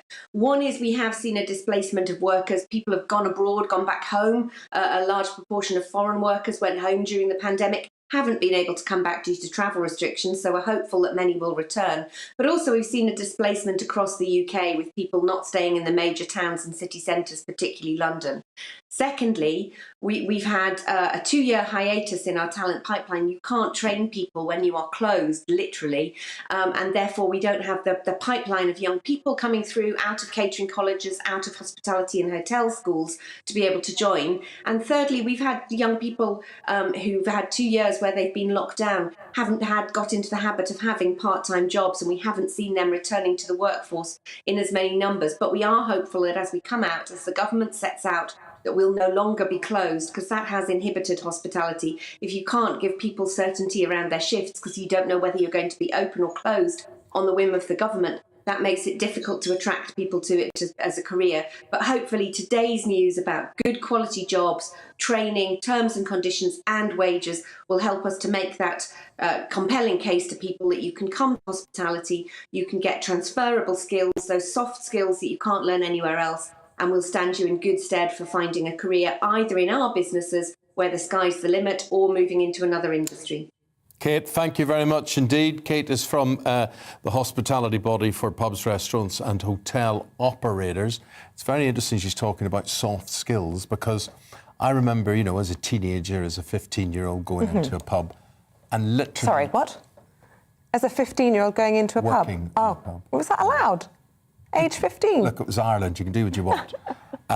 Basically, and learning how to talk to people, learning how to interview people, learning lots of things, just those social skills. Yeah. I was a shots girl, and there was an army barracks nearby, so I got used to dealing with rowdy soldiers, which was quite fun. Yeah, so I think Kate's right, all those soft skills. It's quite interesting to think, where do youngsters learn those skills nowadays if they're not getting involved in the hospitality industry? It is 21 minutes past the hour of 7 o'clock on TV and radio. This is Breakfast on GB News. Lots coming away in the sport, including the latest on that breaking news that Kamila Valieva will be allowed to compete in the Winter Olympics. That's coming up soon. See you after the break. We're looking ahead to today's weather, and the UK is looking cloudy and breezy for many, with outbreaks of showery rain pushing south and eastwards. Let's take a look at the details. In the southwest, there'll be some showers around lunchtime. Some of those will be quite heavy, highs of around 9 Celsius, feeling chillier with a brisk wind.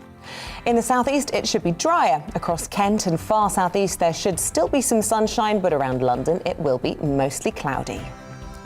Plenty of showers across much of Wales as we head into the afternoon. Some breaks in the cloud, but largely cloudy and breezy. A scattering of showers are expected across the Midlands as well, though they should be mostly light here. And again, sunshine will be quite limited with only a few breaks in the cloud. After a spell of more persistent rain this morning, things will be turning drier across the northeast come lunchtime. That being said, there will still be some showers to watch out for. It's going to be heavy and wintry showers continuing across northern Scotland today. A little further south, there should be fewer showers and a greater chance of seeing some sunshine, but it will be breezy here at times. It's also going to be showery across Northern Ireland, perhaps some more sunshine breaking through, meaning there will be more of a mix of sunshine and showers. So the showery and blustery weather will continue this afternoon before turning drier as we head into the evening. That is how your weather's shaping up for the rest of the day.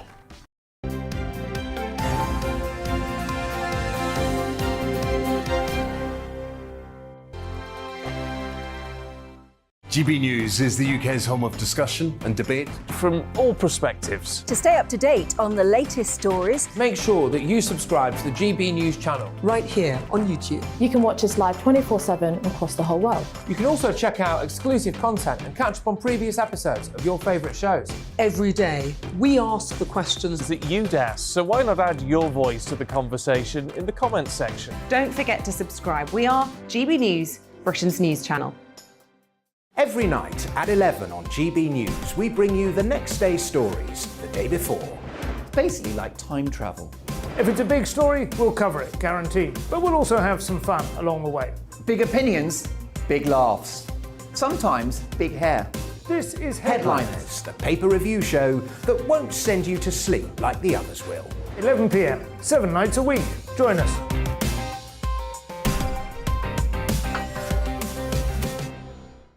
Hello there, I'm Eamonn Holmes. And I'm Isabel Webster. And we hope you can join us for Breakfast with Eamonn and Isabel. You make me laugh out loud, belly laugh. Is that important first thing in the morning? Yeah, absolutely. And there's me trying to be deadly serious. News is a serious business. Yeah, I have to rein you in sometimes. Well, it doesn't stop us laughing at it. It doesn't stop us having an opinion on what's going on. Yeah. And it certainly will not stop us reflecting what you think. Weekdays from 6 to 9:30 on GB News.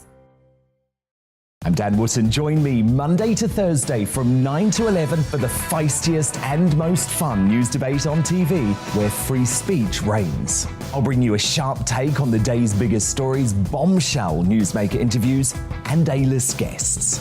And I guarantee you, no spin, no bias, no censorship, and no reason to go to bed. That's Dan Wootton tonight, Monday to Thursdays from 9 on GB News.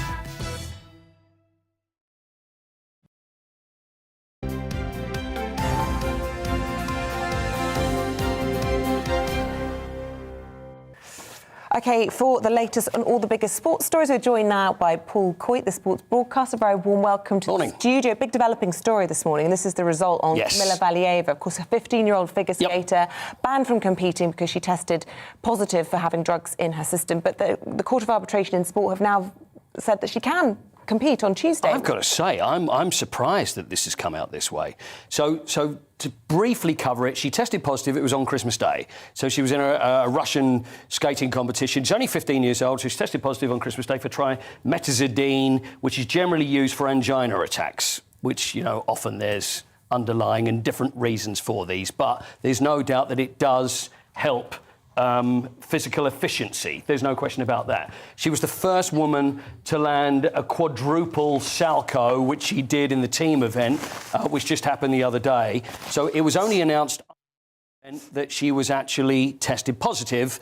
So this has come out. Now, the Russian Federation, so it's a long, convoluted one. They've said, you know what, that's fine. You know, we're going to let her compete. So whereas you've got WADA, who test everybody, well, which is the World Anti-Doping Association, they've come out and said, look, you know, this is not on. This shouldn't happen. The Olympic Association have said that as well. So now it has gone to the court, the Arbitration for Sport, who have actually allowed her to compete using reasons. I mean, from what I've just seen this morning, this is about 6 o'clock this morning, morning. It's reasons like the fact that she's under 16, she's a protected person under the World Anti-Doping Agency, says Matthew Reed from CAS. So she returned the positive test. But the thing is, as far as I'm concerned, if she's under 15, surely this now opens it up for other people and other, other coaches to actually abuse it. That's exactly Are they saying, which really worries me. If she's a protected person, they're really saying she wouldn't have been responsible for the drugs being put into her Well, I body? think that's probably the case anyway. Yes, I mean, but you're all 15. the more reason to make an example of her so that nobody can exploit her. I mean, one of the reasons that the Court of Arbitration Sport have cited as letting her compete was that to not compete, to bar her, would have caused her irreparable harm. Right. Well, surely being administered illegal drugs would cause irreparable harm. Well, I would have thought so. And is it a situation where your kid doesn't actually win the egg and spoon race, and if they enter it and they actually drop the egg, well, therefore, that's really bad, so we'll let them win anyway? Is this on a huge scale? But now we're talking about drugs. And when you start getting illegal substances that are being used by, and it's being allowed, like we say, I mean, it's a precedent that really worries me being set. That we're going to see younger and younger people and think, well, you know what, we can give them whatever they want because they're allowed to get away with it. Yeah. It's just, I feel sorry for her. She's the athlete involved. It's coaches and people around her, which is always the case, that see the talent and say, right, this is what we need to get you even further. The Olympic Committee say that they will follow the CAS decision whether we like it or not, which heavily suggests they don't approve of the decision. But the reality is she'll probably win in her field on Tuesday. She should win. She should win. And that's it. And what message does that give to everybody? Let us know your thoughts on that story this morning. OK, you were probably in bed last night for the Super Bowl, and the winners were... The Los Angeles Rams. The Los Angeles Rams, they use the phrase franchises when it comes to American sports. They're a franchise. They're not actually a club or a team, they're a franchise. So the LA Rams, this is the weird one, which I always find difficult being a sports fan and growing up over here, is that they actually played in St. Louis for 20 years. Yeah. So can you imagine supporting Manchester United and then saying, well, actually, Manchester United's going to be playing in New York and they're going to be a New York side and then move them back again. Over there, doesn't really seem to matter. But the Los Angeles Rams, they beat the Cincinnati Bengals, who were... This is the first time they'd actually made it to the Super Bowl. So it's a great thing for them, whereas last year they really were not good at all. So they've got to the final, they got a Super Bowl, but it was the LA Rams that won it right at the death as well. Who provided the entertainment? Well, I tell you what, it was... Snoop Dogg? Well, you can name them. Okay, It was honestly, go on, I thought they were going to do a tribute to the Village People, but I was very disappointed. Dr. Dre, Eminem, Snoop Dogg, Mary J. Blige and Kendrick Lamar. Apparently, everything was clean as well. All the hip-hop was clean, so they had to change most of the lyrics and everything. So everything was absolutely fine. So nobody, although I'm sure there's a lot of people with beat buttons, but apparently it was terrific. I was speaking to people that were actually there earlier this morning, and so hugely successful. And of course, the winners get the Super Bowl ring. So it's always the owner of the franchise that actually gets to lift the cup. It's not like you'd get the captain. It would be the owner of the franchise, the people that own the business. They'll be the one that lift it, and then the players will get their Super Bowl ring, which is some huge, gaudy bling thing, which they actually can go out and design themselves. And just lastly, how huge is Super Bowl? I mean, around the world, how many people do you think probably watched that last night? You know what? I reckon about 28 gazillion. I think is my conservative estimate. Put it this way, it's huge. It's getting bigger every year. Yeah. And also in this country as well, you know, there's a few of us stay that up and watch it. a little, you know, behind it, but it is enormous and it's getting bigger and bigger and bigger. So yeah, huge sporting event. Paul, thank you very much indeed. We'll leave it there. Just after 7:30 is the time. We'll take the break. We're going to be back with a newspaper review right after this.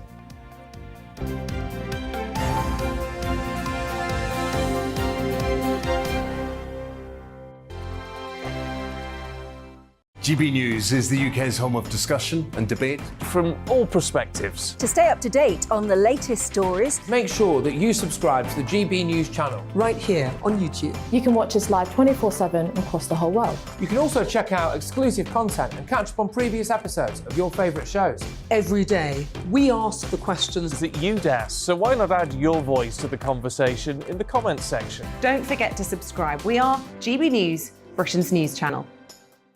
Every night at 11 on GB News, we bring you the next day's stories the day before. Basically like time travel. If it's a big story, we'll cover it, guaranteed. But we'll also have some fun along the way. Big opinions, big laughs. Sometimes big hair. This is Headliners, the paper review show that won't send you to sleep like the others will. 11 p.m, 7 nights a week. Join us.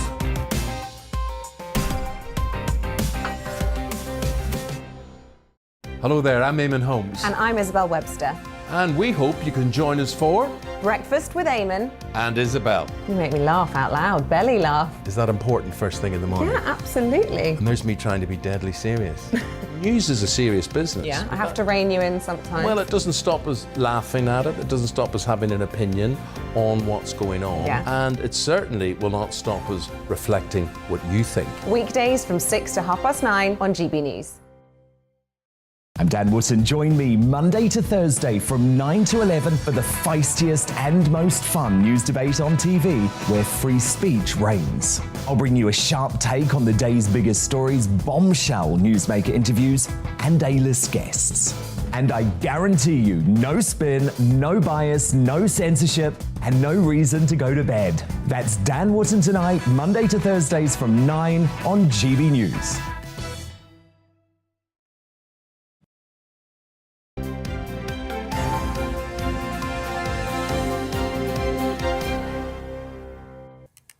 And the front pages on this Monday morning stack up like this. The Daily Telegraph headline leads on Boris Johnson's comments that urge Vladimir Putin to step back from the brink of war. Here's the Mirror. It's also running with the same story, saying countdown to war. Here's the Times. International leaders will make a last-ditch effort to prevent that war. Here's the Mail. It says there's only 48 hours to prevent Europe from war. Guardian runs with radical action as they say help's needed to urgently tackle the overwhelming ethnic health inequalities in the NHS. The Star, meanwhile, discussing the weather. They say half-term will be a dud, with 4 storms arriving in Britain, ruining our holidays with heavy winds and torrential rain. Isn't that always the way? And here to look at those headlines and some stories inside the papers this morning, Tonya Buxton, who's a GB News presenter, and James Bloodworth, author and journalist. Very good to see you both. Tonya, they're all about Ukraine, the front pages. What have you got to say? You've chosen the Mirror. Yes, because it's got such a great front page there. I mean, the reason that we've got to stop this war is that Putin's all about ego, isn't he? And we can do it. We can talk him down. We cannot go to another war, whatever it takes. And, you know, when you're trying to logically work out what would he gain by going to war? There's nothing that he will gain, but he needs to save face to his people. And I think we, as diplomatic Brits, we can be the ones that can do that. We can make him stop. Yeah, just everybody looks and thinks, what does he want? You know, what is it that he actually wants? And what has he got to gain here? I mean, you know, we know that Ukraine's not going to join NATO because Germany won't let them because they're allies with Russia. They get all their power from there. So it's not going to happen. It just seems to be a kind of flashy thing that Putin does. And what we need to do is, you know, have the grace, be royal like the Queen and go in and just ease his ego. Because the temperature is rising. American intelligence, military intelligence says that all Russian forces will be in position, ready to go come Wednesday. Yeah, I mean, it's difficult knowing what the West can offer Putin, though, because I do think there is a chance to avert war, because I think Putin's doing this because he wants to win concessions, wring concessions out of the West. Ukraine, as has been mentioned, that isn't on the cards to join NATO. France is against it, as well as Germany. But also, Putin wants recognition for Crimea as like a special kind of territory, which I can't see the West granting that either. I'm not convinced an invasion is going to happen, but it's also hard to know what. I feel like there's a chance some of the European countries may cave in on some of Putin's demands over Crimea, but we'll have to wait and see if that happens. Also, when we're asking the question, you know, what does Russia stand to gain from it? It's like asking somebody who is irrational to try and rationalise something, and it's almost impossible to get inside his head. But I suppose one of the big things that he will have achieved is chaos. Anxiety, increased spending on things when their economies are already in difficulty. So he's winning in that sense, isn't he? Yes, and the Ukrainian ambassador to the UK was on the television yesterday talking about how Putin could actually gain a victory because you already have all these people leaving Ukraine. It's already affecting the economy in Ukraine. So without firing a shot, you could see this very detrimental effect on the Ukrainian state. Well, we have the very said ambassador on our show coming up at 8:40 this morning, so do stay tuned for that if you're interested to hear what he has to say. James, you're also, with today being Valentine's Day, you're looking at Valentine scams, romantic scams. So romantic fraud by organised crime cost victims last year 100 million. And this is a growing problem because criminals are adapting their techniques in response to kind of a growing public awareness of these scams. So there's the Netflix documentary at the moment, The Tinder Swindler, which shows some of the kind of outrageous scams people are using. People are also using things like AI-powered deep fake bots to set up profiles and then interact with the victims so that they think this is a real person. I think it kind of shows, though, that we need kind of greater digital kind of education in some ways, digital literacy. And that should apply not just to social media, but also things like dating apps as well. Has anyone watched The Tinder Swindler? Yes. Oh, my goodness. I watched it at the weekend. Just unbelievable. It is unbelievable. We're also saying is these women who are so taken in, were they taken also in because, you know, he was so flashy, taking them onto private Well, it was jets definitely part of the playbook. Part of the playbook, absolutely. I just miss the good old days, you know, where you just meet people, come up to you in a bar. You know, Eamonn and I are old enough to remember those days, and it makes me very sad for the young now, because I was talking about this with my daughters. My daughters are 23 and 25, and how do you meet people?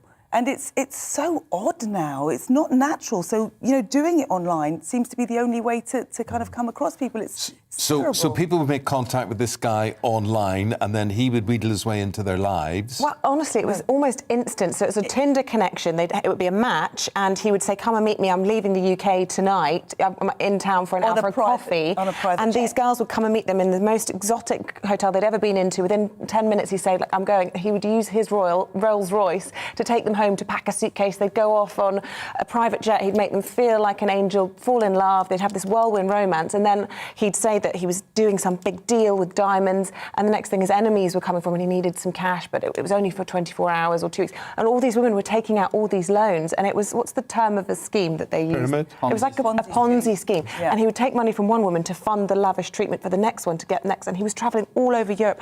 Extraordinary. Only in prison for a few weeks, and he's now back on Tinder. And those poor women are still paying hundreds of thousands. 150,000, one of them had to pay. Unbelievable. Unbelievable amounts of money.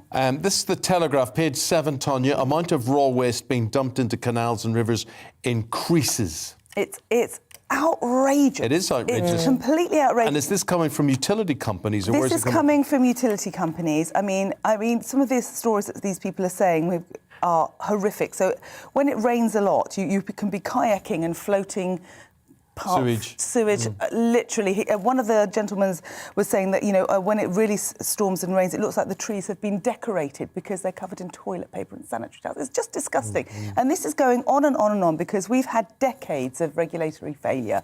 You know, we've got colossal underinvestment in our water companies.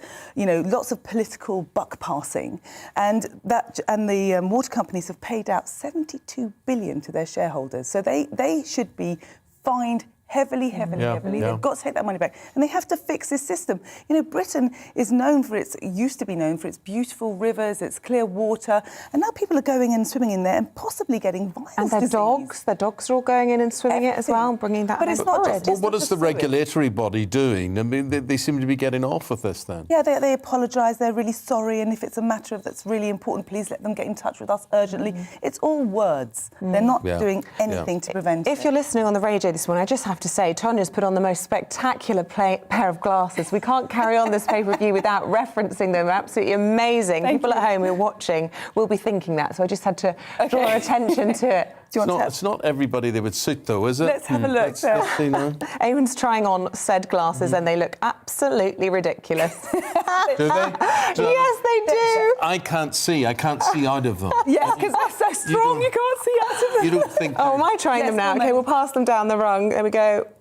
What do we think? Actually, they suit you. Yes. Oh, they suit. okay. I call them They're my a lady ladies from Coronation Street. Well, they're fabulous. I couldn't carry on without referencing them. Heavy as well. Yes. James, let's go to page 13 of the Mail. Failure of the police allowed a student stalker who previously worked for the BBC. Yes, this story is shocking on several levels. I mean, first of all, I think one thing is, someone was stalked and then they'd stalked previous people before, and they weren't taken. The previous victims were not taken seriously by the police when they reported this stalker, and then he went on to kill one of his victims. Yeah.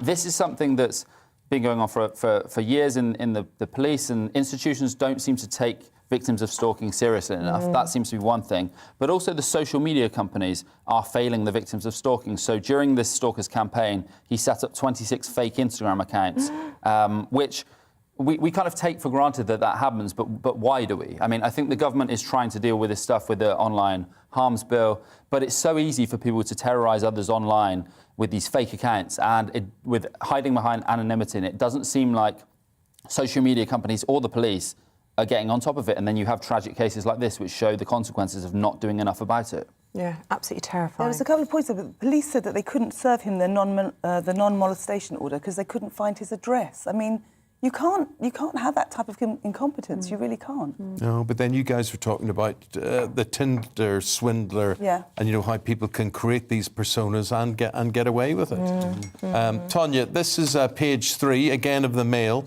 Forget to get a card on this Valentine's Day, and there could be a reason for that. Yes, so this is your get out of jail clause here. Yeah. A study at the University of Aberdeen has said that pandemic stress and anxiety can cause you to forget things. And so therefore, if you've forgotten to buy your Valentine's card this year for your girlfriend or your wife, my husband has definitely forgotten, you just can say, well, it's stress, and I'm stressed and I'm anxious and I'm sad, and therefore you can get out of it that way, because they're saying that if you're sad and you're anxious, it affects your memory. Oh. So there's a good get out it of affects your memory. I mean, I can understand people are stressed and busy, they forget a card, but after a weekend, there's no excuses there on a Monday. There is just no excuse ever. We all left cards, right? We all left cards behind ready for our other halves to wake up to. My girlfriend knew I was getting up to do this early, so I had no excuse not to do it today. Oh, well done. That's 1 in 4 actually did. I didn't manage to put pen to paper this morning, but the intention was there. Well, that's all that matters, really, isn't it? That's all and that really Eamonn's matters. keeping very stum at the moment. Very good, guys. Thank you very much indeed, Tanya and James. They'll be back in an hour's time to look up more stories in the papers. Thank you. A pensioner in Dorset was horrified to learn that his local bus company was going to cancel the service he relies on the most. Yeah, he wasn't just horrified, it was going to affect his whole life. So he decided to pay thousands of pounds of his own money to try and keep the bus line running. Our reporter, Ellie Costello, has been on that bus with the local hero, Alan Williams. Dorset pensioner Alan Williams is no ordinary bus passenger. The 78-year-old retired insurance analyst has been using the X53 bus service, which runs along the Dorset coast, for most of his life. He was left disappointed when First Wessex Bus Company, who made £115 million in pre-tax profit last year, announced that they could not afford to keep the Sunday bus service running. Alan stepped in and offered to pay for the Sunday service during the winter months, becoming a local celebrity. Why did you take on this massive battle? Well, because I do use a bus virtually every day, and also I know that there are a lot of other people who rely on the bus 7 days a week to go to work. All the media attention has caused First Wessex Bus Company to change their minds and fund the bus service during the winter months. I'm very happy that they reinstated the service, and I have a lot of sympathy for them because, we've had the COVID situation for 2 years, which means less people travelling on bus anyway. And, it's a sort of thing that, you can't expect them to run buses when there's nobody travelling on it, unless the government's supporting them. Across the country, rural bus services have been in gradual decline for years, and passenger numbers have been down throughout the pandemic. This week, the government is being urged to extend emergency funding for buses amid warnings that services could be cut by a third within weeks. A Department of Transport spokesperson said the government has provided an unprecedented £1.7 billion in support to over 160 operators to keep services running during the pandemic. We're working closely with the sector to understand the potential challenges once it ends in April.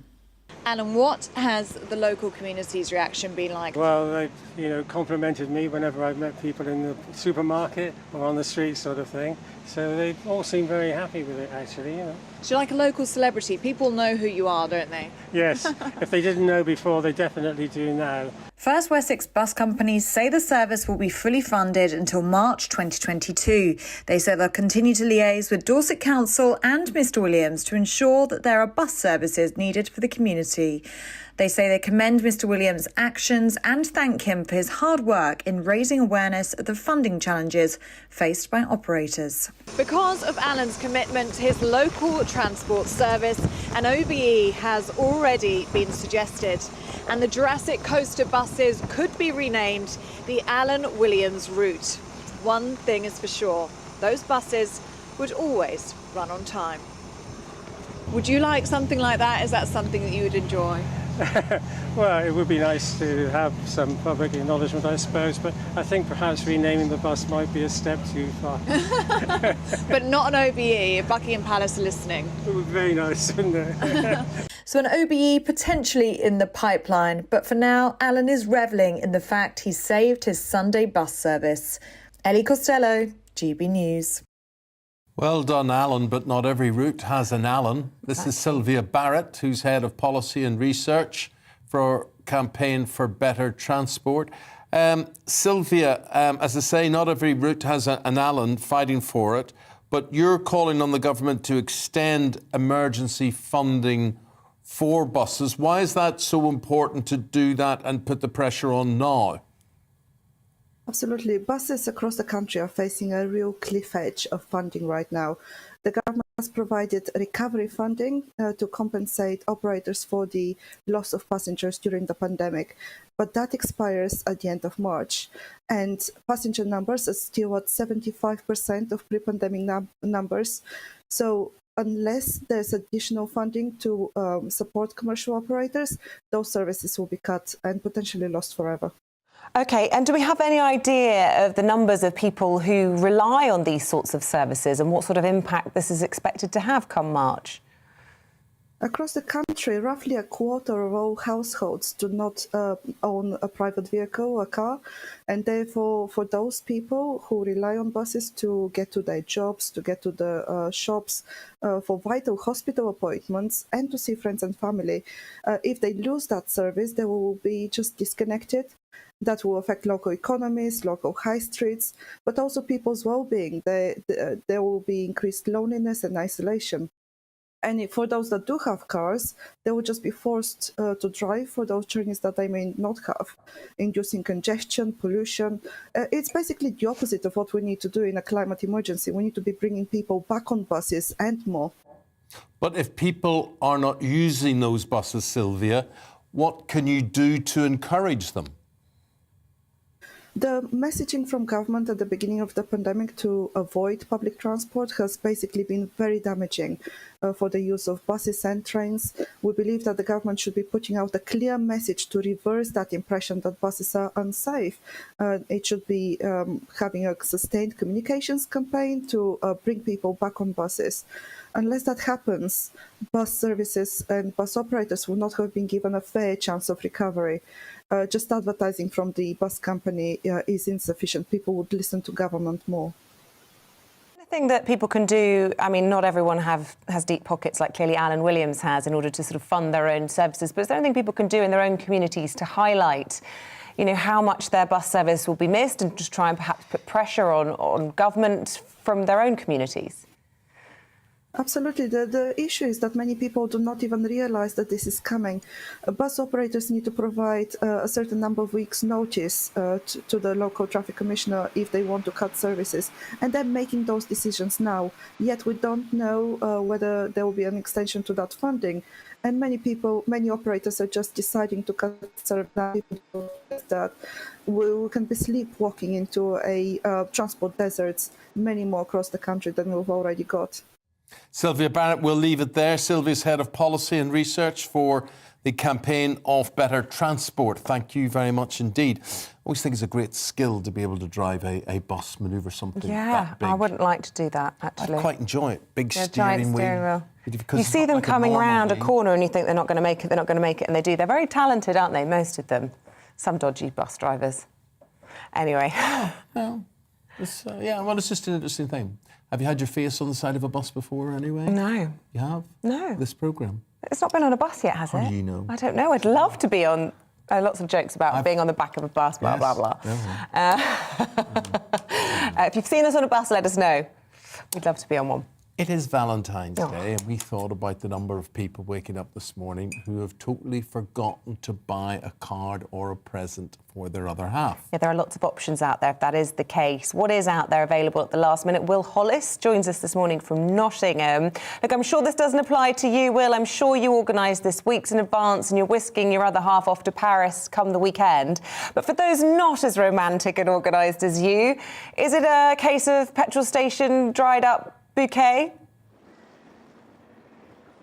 I've completely forgotten. Is it today? Is it always the same? Is it always the same day? It's always the same day. No excuses, Will. 14th. Listen, so obviously I'm in Nottingham, the Crown in the East Midlands shopping jewel, the jewel in the Crown of the East Midlands shopping scene.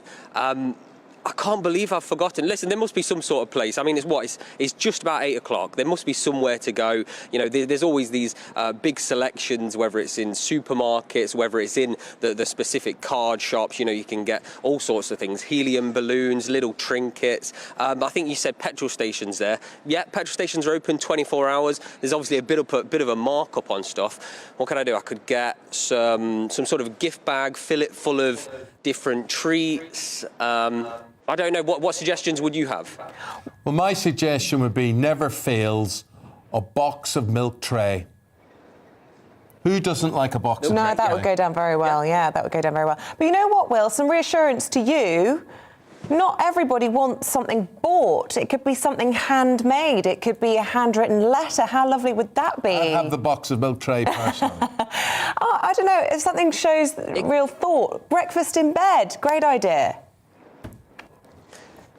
Some sort of an experience, maybe. You know, cooking a dinner. That's pretty good. But I don't think I'd be able to buy a dinner now. No, this is true. You might be able to get one of those deals, though. You know, you can get a voucher. You can get a voucher. You can do things like that. And as you say, an experience is good. Nail parlour, facials, that sort of thing. Though, what experiences are there for men? You can go around a racetrack. Yes. But I think, no, the point is you do something together. So it's a couple's outing. So you do a couple's spa or a couple's cinema or theatre trip. Ballet. Ballet. Talking myself up into all sorts of treats here. Well, we've got a challenge for you then. I think your girlfriend needs something this Valentine's Day. Go off, see what Nottingham come up with, and bring it back to us in just about an hour's time and see, give people some ideas of what they can get if they, like you, have forgotten.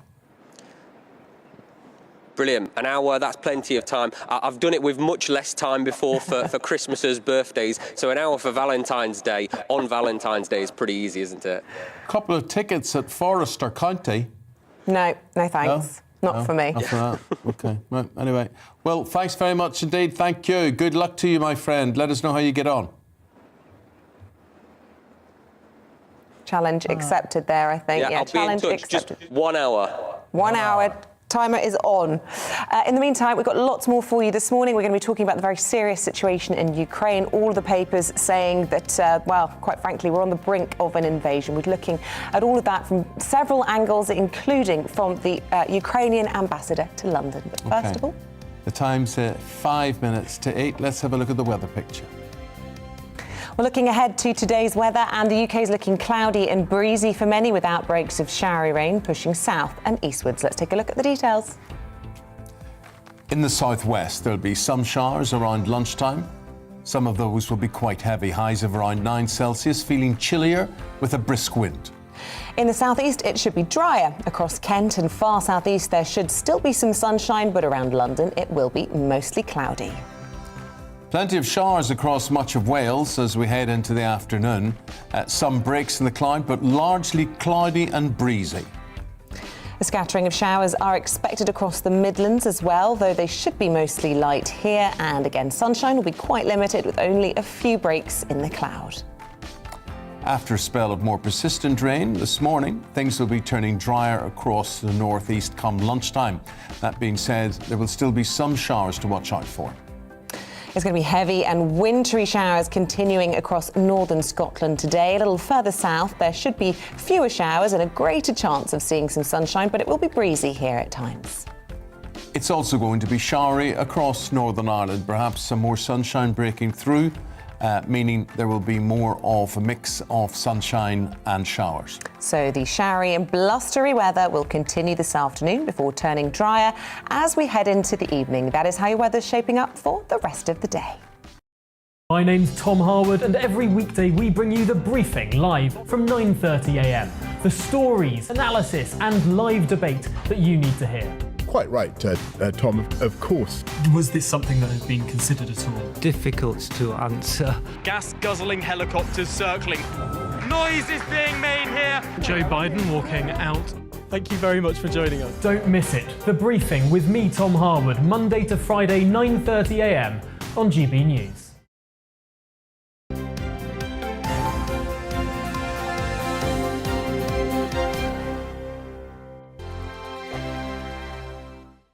GB News is the UK's home of discussion and debate. From all perspectives. To stay up to date on the latest stories, make sure that you subscribe to the GB News channel. Right here on YouTube. You can watch us live 24/7 across the whole world. You can also check out exclusive content and catch up on previous episodes of your favourite shows.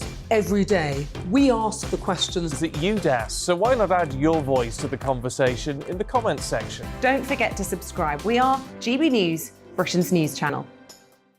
Every night at 11 on GB News, we bring you the next day's stories the day before. Basically like time travel. If it's a big story, we'll cover it, guaranteed. But we'll also have some fun along the way.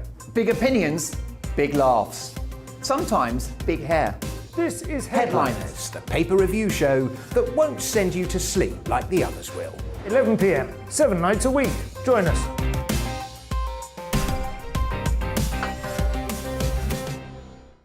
Hello there, I'm Eamonn Holmes. And I'm Isabel Webster.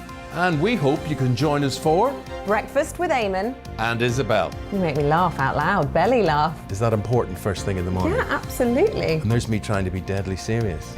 News is a serious business. Yeah, I have to rein you in sometimes. Well, it doesn't stop us laughing at it. It doesn't stop us having an opinion on what's going on. Yeah. And it certainly will not stop us reflecting what you think. Weekdays from 6 to 9:30 on GB News.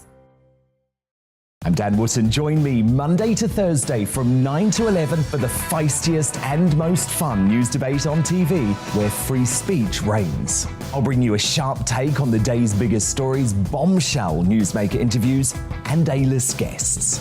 And I guarantee you, no spin, no bias, no censorship, and no reason to go to bed. That's Dan Wootton tonight, Monday to Thursdays from 9 on GB News.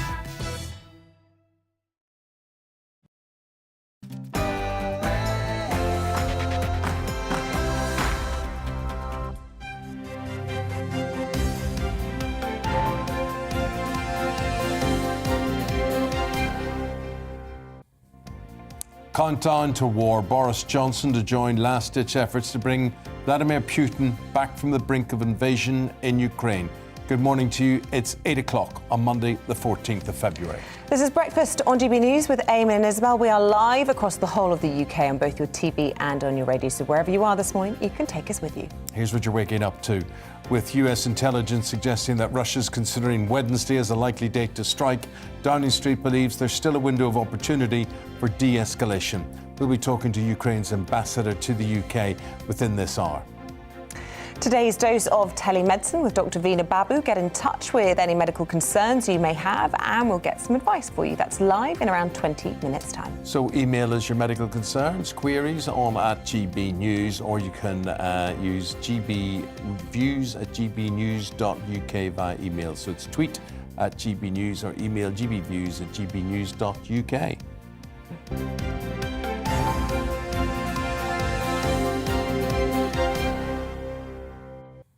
OK, our top story this hour, and today the Prime Minister will attempt to bring the Russian President Vladimir Putin back from the brink of war. Downing Street says Moscow could be planning to invade Ukraine at any moment. American officials say an attack's likely within the next 48 hours, and Western nations have threatened Moscow with sanctions in the event of further incursions into Eastern Europe. Well, here to give us the latest is Mark White, our Home and Security Editor. Look, we've been talking for weeks now about what's going on that border, and it certainly feels as though the rhetoric, at least, is really ramping up. Yeah, it's been getting increasingly pessimistic, and now, of course, we're hearing from Western nations, particularly London and Washington, that Wednesday is a key date as far as they're concerned. Their intelligence analysis of the battlefield effectively over there shows them that the placement of these Russian forces would be at the optimum point to be able to move in and to invade. I have to say, I'm still not convinced it will happen. I know that later this hour you're going to be interviewing the former Chief of the General Staff, General Lord Dannatt. He said to me last week he believed that diplomacy will win through, and, you know, I think he's right. It would be a huge calculation by Vladimir Putin to put his forces in there, because whatever people might be saying about Ukrainian armed forces not matching up to Russia, they are still very significant. 200,000 standing army, 150,000 reservists, and there are pictures all over the papers today showing civilians who are training to use firearms as well, including an 80-year-old woman. You know, if Russia comes in, it will be no easy win for them at all. But it would be no easy situation for Vladimir Putin to step back, wind his neck in a bit. What's going to save face for him? I'm not convinced of that. On both sides, you've got the West and Western countries, I say, in particular the UK and the US, talking about this conflict that is now inevitable. If it doesn't happen, they can turn around and say, well, look at the amazing diplomacy and the hard-nosed way in which we have dealt with Russia that has brought them back from the brink. Likewise, if Vladimir Putin doesn't go in, he says, well, look, this is exactly the propaganda I was telling you about. I've been telling you for months. I have no intention of doing anything else other than carrying out exercises here on the border, and that's exactly what we've done. It is a diplomatic minefield, if you forgive the analogy, though. I mean, we saw Ben Wallace, the Defence Secretary, getting into hot water yesterday in an interview he gave to The Times, describing the situation as having the whiff of Munich, the sort of allegation of appeasement to Russia. And, of course, it would be so easy, wouldn't it, to make a misstep at this point and actually be, as the Ukrainians see it, fanning the flames.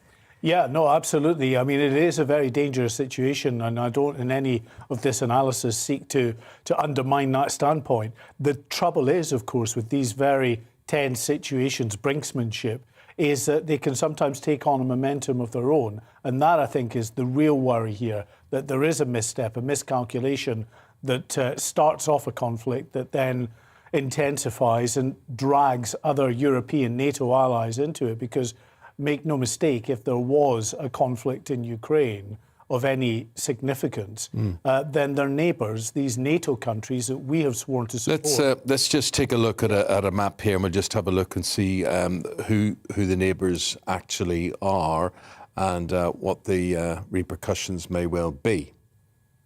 Yeah, well, you can see, obviously, that that is Germany, Romania, Poland, Ukraine itself, right on the border with Russia. But there are 14 Eastern European countries that joined NATO after the fall of the Soviet Union. Now, Russia has said, look, you know, although it was never put in writing, there was a verbal agreement that there would not be an eastward expansion of NATO after the fall of the Soviet Empire. 14 countries have joined. They absolutely don't want to see a 15th in Ukraine joining. As far as the UK, the US and other NATO allies are concerned, well, they are not going to move in and help Ukraine directly. They have been sending arms and troops to help train Ukraine's forces in the use of the likes of anti-tank missiles. But if conflict breaks out, those troops will be very speedily withdrawn, and it'll be up to Ukraine to defend itself, sadly. Mark, we'd like to bring in who you just referred to earlier, General Lord Richard Dannatt, who's been listening to what you've had to say. Lord Dannatt, a very good morning to you. Morning. This situation, Mark was saying last week when he spoke to you, didn't believe there would be conflict, a further incursion? Are you still of that mind? Well, yes, good morning. I am still of that mind. I agree that on the one hand, you could say that the signs don't look encouraging, and it's a proven fact through intelligence that's been well sourced that the Russian armed forces have now built their capability up, not just with combat troops, but with combat enablers as well, so that there is no doubt that they have the overall capability to launch an attack. But whether they do or don't still relies on the decision, and that decision will be taken by Vladimir Putin. So it makes complete sense that the war of words, the diplomacy, continues. And I think Vladimir Putin is weighing up a lot of things very carefully in his mind, one of which Mark Wright's already referred to, and that is that the Ukrainian armed forces themselves are not inconsiderable, in number well over 200,000, in capability much more capable, much more useful than they were 5, 10, 15 years ago. And they will give good account for themselves. And I think the other thing just to bear in mind, as far as war and conflict is concerned, there are several components of conflict. There is the physical component, the tanks and the guns, and we know that the Russians have got a lot of those. Then there's the moral component, which actually is the will to fight and the will to win. And there's no doubt that the Ukrainians love their country passionately and will fight for their country. And the third element is what we call the conceptual element. And actually, right is on their side. They have the absolute right to defend their sovereignty. And we have the right to support them in defending that sovereignty. So Vladimir Putin has got a lot to weigh up. And if I read other media reports correctly this morning, I think later this morning on your program, you're going to have the Ukrainian ambassador. And he has begun to say something very helpful, which is that Ukraine may not pursue its application to join NATO. And of course, it would not be alone in not joining NATO. Sweden, Finland, for example, are not NATO members. So Ukraine could find a way out in a diplomatic sense by not pursuing at this stage its application to join NATO. And how harmful would that be? I mean, you say it'd be very helpful, certainly in staving off the threat of war at the moment, immediate threat. But the long-term message, surely, then to Putin is that if he flexes his muscles, builds up troops, bullies the West, then eventually he gets what he wants, which is to stop a sovereign nation increasing their defences. Yes, you can argue that, but I think you've got to look at it again from Mr. Putin's point of view and from the point of view of a lot of Russian people. Ukraine, in many Russians' minds, is part of Greater Russia. Nikita Khrushchev, that well-known former Soviet leader, he was from Ukraine. So Ukraine has a very special place in Russian people's minds. Now, on that basis, Ukraine stands apart from other former Soviet dominated countries that became independent after the end of the Cold War. And they became independent. They chose to join the EU. They chose to join the Partnership for Peace programme and indeed NATO, because they were only communist as a result of the end of the Second World War. The conquest by the Red Army in 1943, 44 and 45 made those countries communist. Ukraine is different. Many Russians feel that Ukraine is part of Greater Russia. So it puts itself into a very different category. And Belarus, of course, is the same. But no question of Belarus being anything other than in the Russian sphere. So the best position for Ukraine is for Ukraine to be independent, to be neutral. Ukraine does not want to be part of any formal Russian alliance. And if it was to give up its claim, its wish, its apparent wish to join NATO, it would take a lot of the sting out of this. We can go on being very friendly with Ukraine. We can support Ukraine. We can support Ukraine in its right to be independent and to be sovereign. I think that's a very honourable position. And that is a very helpful formula for de-escalating this situation. General, from your army experience, if Russia was to mount an assault, how would it go about it? What would it do? Would it be by air? Would it be sea barrage? Would it be missiles? Would it be incursion with tanks and soldiers? How would you see it happening? Well, if there's a serious intent to make a major invasion of Ukraine, then all those things that you've mentioned will be synchronized into one coordinated set of action. I'm not quite sure how many armoured divisions that they've got in Belarus, but I would certainly strike for Kiev from Belarus, and I would use all the forces available to them. And they may well be successful in the short term. But go back to what I said before. Over 200,000 members of the Ukrainian armed forces, Ukrainian civilian militia are learning to use weapons, and the determination of the Ukrainians to be sovereign and to be independent. And I think it's one thing for the Russians to believe that a lightning attack may be able to enable them to move significantly into many parts of Ukraine. But what then? Are they going to stay and fight some kind of bloody insurgency? And also the whole action of moving in will incur a lot of casualties on Russian forces, not to mention on Ukrainian civilians and Ukrainian infrastructure. And the whole opprobrium of the rest of the civilized world will fall upon Russia. Frankly, this kind of bloodshed and saber rattling is stuff of the 18th, 19th and mid-20th century. It's not stuff of the 21st century. If Vladimir Putin does this, he should be hanging his head in shame that he has brought old-fashioned bloody war into Europe, frankly, 50, 100 years after it was last thinkable. It is unacceptable, and he really needs to consider all these things and find a diplomatic way out where he can be satisfied that Ukraine is not going to join NATO at this stage. He can declare success for his major exercise and operations and return his troops to barracks and set about trying to rebuild a decent relationship with the West. And I think that's what a lot of people would like to see. That's what we should be moving towards. Diplomacy and dialogue, much better than fighting, which will be bloody and ultimately futile. Well, that was the former head of the British Army, General Lord Richard Dannett, you were listening to there, who, like Mark White, doesn't feel that an incursion will happen this week. Well, let's get the view now live from Moscow from Sergei Markov. He's a former spokesman for Putin. You'll have heard the words there from the former head of the British Army. Do you agree? Do you think that a diplomatic solution is the more likely outcome at this stage? I think the diplomatic solution is possible, but only if Western countries, specifically United States of America, who control Ukrainian government, will be ready for such democratic solution and will be ready to resolve specific problem. The main problem is that Kiev regime not implementing Minsk agreement and continue to shell every night the cities of Donetsk and Lugansk and other cities of Donbas region. I myself been on the conference in Donetsk and wake up 3 nights, every night in the deep night because of shelling, artillery shelling of Ukrainian army.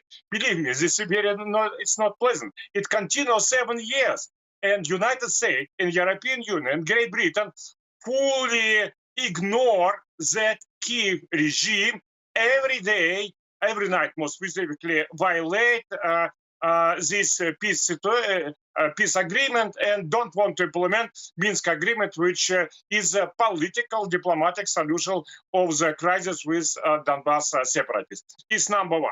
Secondly, is democratization of Ukraine. The key problem that to say this regime in Ukraine is democratic, it's a wicked joke. It's absolutely it's a repressive regime. It's a regime which have thousands of political prisoners who kill thousands of political opponents. So I must interrupt you. Replaced by democratically elected. Okay, well, I mean, a lot of people would say the same about Russia, Sergei, if I may interrupt you, because we've only got limited time. I mean, a lot of people would say that Russia's not a democratic country, and that's no reason for us to go to war. When you talk about the Minsk agreement, is that where you see then that there needs to be more dialogue? And of course, we're expecting Olaf Scholz from Germany to be meeting in Kiev and Moscow later today. You know, are these the kind of conversations that you think could be key to sorting this situation out? Minsk agreement had been signed 7 years ago, and it had been proved by a decision of the highest top level United Nations Security Council, and it should be implemented. What Kiev repressive regime want to do? he wants just to say that it's Minsk agreement, but totally change it. But this Minsk agreement means that separatists stay as they are, war is stopping, and nobody killing the people, and then some small negotiation between separatists and the government started. It's very easily. It's normal, classical solution of separatist case, but not Kiev regime and United States behind it was only one, to by force, not to respect the right of these people. And also, when I'm talking about democracy and so on, it could be a lot of questions about democracy, different countries and so on. But everybody agree that Vladimir Putin is represent the policy of the majority of people in Russia. It's no doubt about this. And but it's absolutely not in Ukraine. Can you imagine, for example, that Russian language, which is a language for the 75% of the people in Ukraine, you can go to any big Ukrainian city and see what language they speak. Can you believe that these people voluntarily, democratically, can support prohibition of Russian language as official language? As the people in Great Britain would support prohibition of English language democratically? Of course not. Same in Ukraine. Ukraine has no democratic power. Ukraine has no democratic government. Ukraine has puppet repressive regime, which should be replaced by those governments which represent really Ukrainian people. Mr. Marhov, thank you very much indeed. Sergei Marhov's a former spokesperson for President Putin. Thank you very much indeed for your time today. Mark White, our Home and Security editor on this. I mean, you heard the British point of view from General Lord Richard Dannett about that, and then Sergei Marhov there. Are you heartened in any way? No. A lot of finger pointing, a lot of passions running high, clearly. You hear the Russian viewpoint there. They're very mistrustful, understandably, of NATO and the West. They don't want that sphere of influence encroaching ever closer to their borders. Let's just hope diplomacy wins out at the end of the day. That's certainly General Lord Dannett's view, even a week on, as the language that's coming out of London and Washington is increasingly pessimistic. Mark White, thank you very much indeed. With that, we will take the break and we'll be back right after this. Don't go away. We're looking ahead to today's weather, and the UK is looking cloudy and breezy for many, with outbreaks of showery rain pushing south and eastwards. Let's take a look at the details. In the southwest, there'll be some showers around lunchtime. Some of those will be quite heavy, highs of around 9 Celsius, feeling chillier with a brisk wind. In the southeast, it should be drier. Across Kent and far southeast, there should still be some sunshine, but around London, it will be mostly cloudy. Plenty of showers across much of Wales as we head into the afternoon. Some breaks in the cloud, but largely cloudy and breezy. A scattering of showers are expected across the Midlands as well, though they should be mostly light here. And again, sunshine will be quite limited with only a few breaks in the cloud. After a spell of more persistent rain this morning, things will be turning drier across the northeast come lunchtime. That being said, there will still be some showers to watch out for. It's going to be heavy and wintry showers continuing across northern Scotland today. A little further south, there should be fewer showers and a greater chance of seeing some sunshine, but it will be breezy here at times. It's also going to be showery across Northern Ireland, perhaps some more sunshine breaking through, meaning there will be more of a mix of sunshine and showers. So the showery and blustery weather will continue this afternoon before turning drier as we head into the evening. That is how your weather's shaping up for the rest of the day.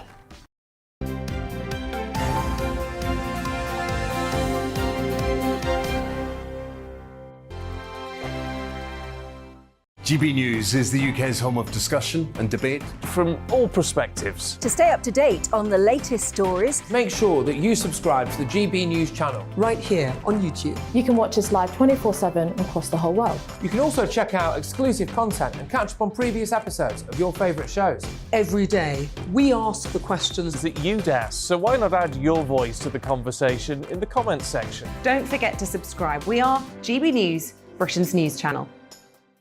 Every night at 11 on GB News, we bring you the next day's stories the day before.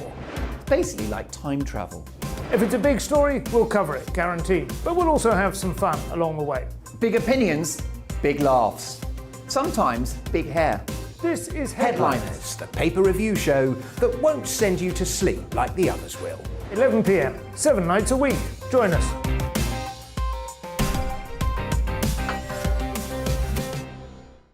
Hello there, I'm Eamonn Holmes. And I'm Isabel Webster. And we hope you can join us for Breakfast with Eamonn. And Isabel. You make me laugh out loud, belly laugh. Is that important first thing in the morning? Yeah, absolutely. And there's me trying to be deadly serious. News is a serious business. Yeah, I have to rein you in sometimes. Well, it doesn't stop us laughing at it. It doesn't stop us having an opinion on what's going on. Yeah. And it certainly will not stop us reflecting what you think. Weekdays from 6 to 9:30 on GB News. I'm Dan Wootton. Join me Monday to Thursday from 9 to 11 for the feistiest and most fun news debate on TV, where free speech reigns. I'll bring you a sharp take on the day's biggest stories, bombshell newsmaker interviews, and A-list guests. And I guarantee you, no spin, no bias, no censorship, and no reason to go to bed. That's Dan Wootton tonight, Monday to Thursdays from 9 on GB News.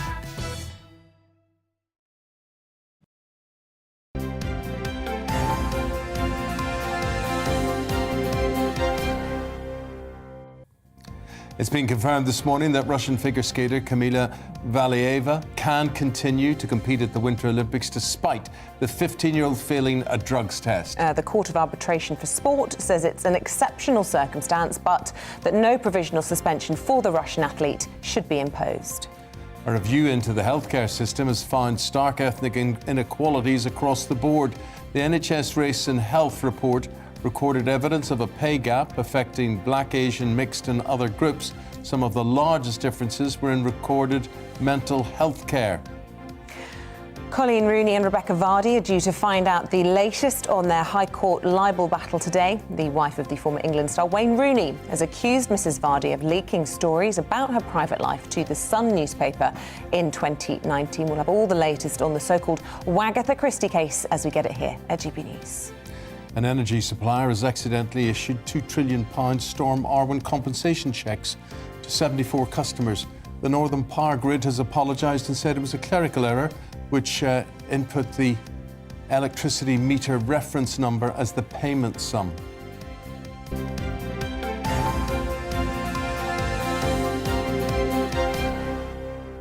Apologise. No need to apologise, dear. I agree. Energy company, just give us the money. Just give us the money. I'll take it. Now it's time for the Doc Spot. You've been getting in touch to tell us all your medical concerns today, and we are here to give you, well, we're not here to give you advice. The good doctor, Dr. Veena Babu, is here to give you that advice. Good morning, Doc. Morning. Thanks for having me, guys. Thanks for coming back in. Look, we've got lots of people who've been messaging on Instagram, on Twitter and on email. Tony says, my son's been diagnosed with migraines at the age of 6. I'm worried how that will affect him as he grows up. Are there any treatments for managing it, as he can sometimes suffer in silence? Awful. Gosh, that's terribly young. 6 is really young, isn't it? So we are seeing a larger number of children getting diagnosed with this. So if that was a formal diagnosis by a GP, there are lots of treatments, starting with, so the medicine that's licensed in adults is not licensed in under 12s. So he can have an intranasal preparation of the medicine. It's called sumatriptan, and that actually works amazingly. And because he's so young, I would advise the parents to maybe keep an eye on what the triggers are for him. So for a lot of children, it can be loud noises, flashing lights, certain food items. So keeping a symptom diary for even 8 weeks, identifying the triggers, reducing exposure to the triggers, so that as he grows up, he can get more confident in managing his condition. That's very difficult, though. I mean, if it is triggered by loud noises, I mean, anyone that's got a 6-year-old will tell you, especially 6-year-old boys, and I have a 6-year-old son, they are noisy. Yeah. The classroom is noisy. And what would be the underlying cause of something like that? I know you say what the triggers would be, but I mean, can you be a perfectly healthy child but just be having migraines? Absolutely. And why are we seeing more incidents of this? It's just getting diagnosed more. Right. So I think they were always there, Right. but they might have been brushed off as stress or maybe something that will get better. But I think because it's getting formally diagnosed now, we can actually treat more of it. And a lot of them don't end up taking it into adulthood. So they can grow out of it. So it doesn't mean just because he has it now, he's going to have it for the rest of his life. Yeah, so to people who are suffering, it's interesting you say children can grow out of it. Can anybody grow out of it? And what about advances in treatments? In my experience, I haven't seen anyone completely get cured of migraines. Yes. However, the frequency, I have seen some patients say, I've not had a symptom or I've not had a migraine in the last 2 years. And then when you probe a bit more about their lifestyle, they might tell you, actually, my job has become less stressful, I've moved to a certain area, I've changed my diet, I'm more compliant with my medication. So all of that acts in conjunction, I think. Lots of people with long COVID have complained, haven't they, of an increase in migraines, and we've seen COVID sweeping through schools this term. I wonder if that's linked at all. Yeah, that's a good point, yeah, actually. Maybe. Yeah. OK, what other emails have we had in? Gut health we want to talk about now. And this is Sarah. Sarah suffers from IBS for most of her adult life. She's worried about it getting worse when she gets into her 50s.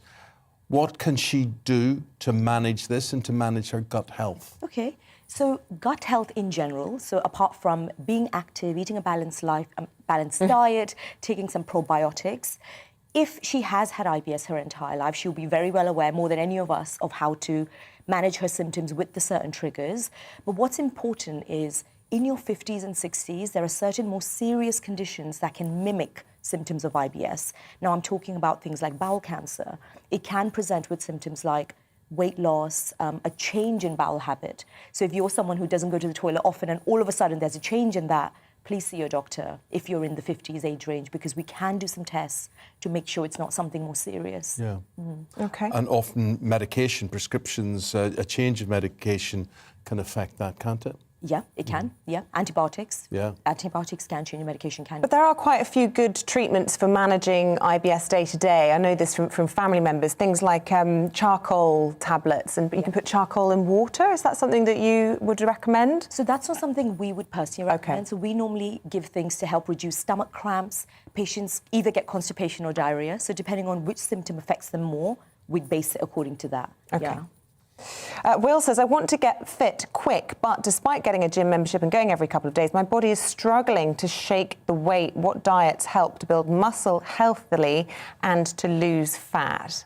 We all want to get fit quick, don't we? So I had a nutritionalist come to our practice and tell us abs are made in the kitchen. Okay. So true. So it's great that he's working out, but if we're not managing what we're putting into our body as fuel, all of that is kind of pointless. So I always say be realistic. You know, we can't overnight change our entire life or what we've grown up with. So something as simple as cutting out fizzy drinks, cutting down the carbs, you know, fried things, and increasing what's green on a plate. So if on your plate the majority of colour is green, say salad, something fresh, steamed, roasted rather than fried, something as simple as that will make a bigger difference. OK. Yeah. Doc, finally, skin. Julie says, I want to ask about skin. I don't want to risk skin cancer when I go abroad. It runs on my dad's side of the family. How important is sun cream and skincare when I go abroad, when I leave the country, when I sit in the sun? So family history is quite relevant in skin cancer specifically. So if she has a first-degree relative, she should routinely be checking her body for moles or changing skin lesions. Now, I would say you don't just have to use skin protection when you travel abroad. Even when we live in the UK, as it might be a surprise, we may not get much sun, but we should be protecting our skin with SPF 30 and above. So if she's traveling, SPF 50 at least, because there are two types of rays you want to protect yourself from. So UVA and UVB. One ages more, one damages the skin a bit more. So you want to protect from both. You want to keep reapplying every 3 to 5 hours on any sun-exposed areas. It's not ideal if you wear makeup or you're going into the water, but it's something you want to be mindful of. A lot of makeup actually comes with an SPF in it, or tinted moisturisers. Yeah. But it's such a shame, isn't it? Because there's nothing like a natural tan to make you look healthy, but it's the actual opposite. Yes, so SPF doesn't prevent you from tanning. So you can use it and you can still tan, but it will prevent the damage to your skin. So you can still get a tan. Good knowledge. And vitamin D, does that get through, crucially? Vitamin D, when you... Went from the sun's rays, if you've got SPF on, you can still get all the goodness from the sun. Yeah, so a good day in the sun can make enough vitamin D for the next couple of months. Perfect. Really? Yeah. And vitamin D is like the magic bullet, isn't it? It's like... I got my vitamin D injection. That means you were very low in it. Yes. Yeah. So it's quite That'll worrying. sort you out, though, now. That means because they were saying it for a long while in the early days of the pandemic, everybody take your vitamin D because at least that gives you some protection. Some protection, yeah. Some protection. I love my vitamin D. Every day I take my vitamin D. I remember going to get, you'll know what rule of test you use, but I remember getting a test for it once and the doc said, vitamin D, and he gave me a number. I don't know what the number was. So he said it's 7.2 or something. And I said, oh, right. I said, what should it be? He said 485. Oh, my goodness. Yeah, to get injections, that means it was quite low. Yeah, it was. Yeah. Thank you very much indeed. Thanks. That's Dr. Veena Babu there with your telemedicine queries and answers. Coming up, we delve into today's newspapers with the author James Bloodworth and the food consultant Tonya Buxton after this.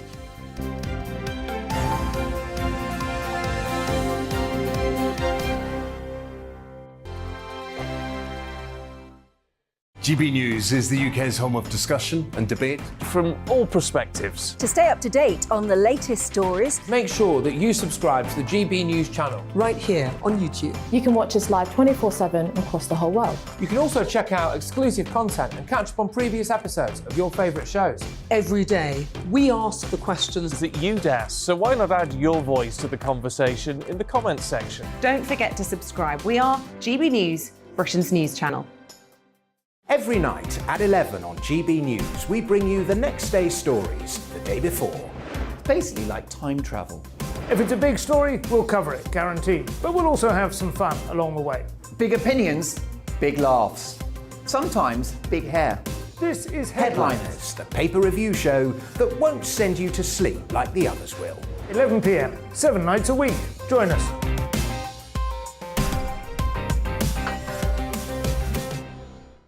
Hello there, I'm Eamonn Holmes. And I'm Isabel Webster. And we hope you can join us for Breakfast with Eamonn and Isabel. You make me laugh out loud, belly laugh. Is that important first thing in the morning? Yeah, absolutely. And there's me trying to be deadly serious.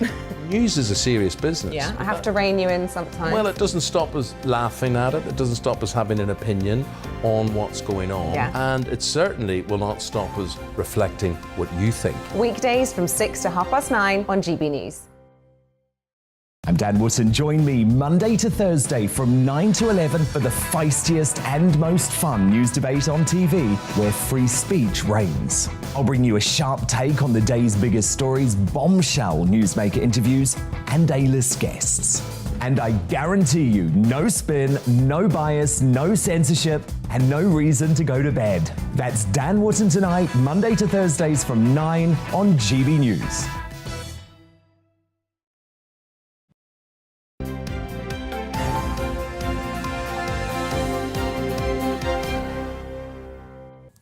The front pages that you're waking up to on this Monday. The Telegraph leads on Boris Johnson's comments that urge Vladimir Putin to step back from the brink of war. The Mirror also runs with the same story, saying countdown to war. Times says that international leaders will make a last-ditch effort to prevent that war in the Ukraine.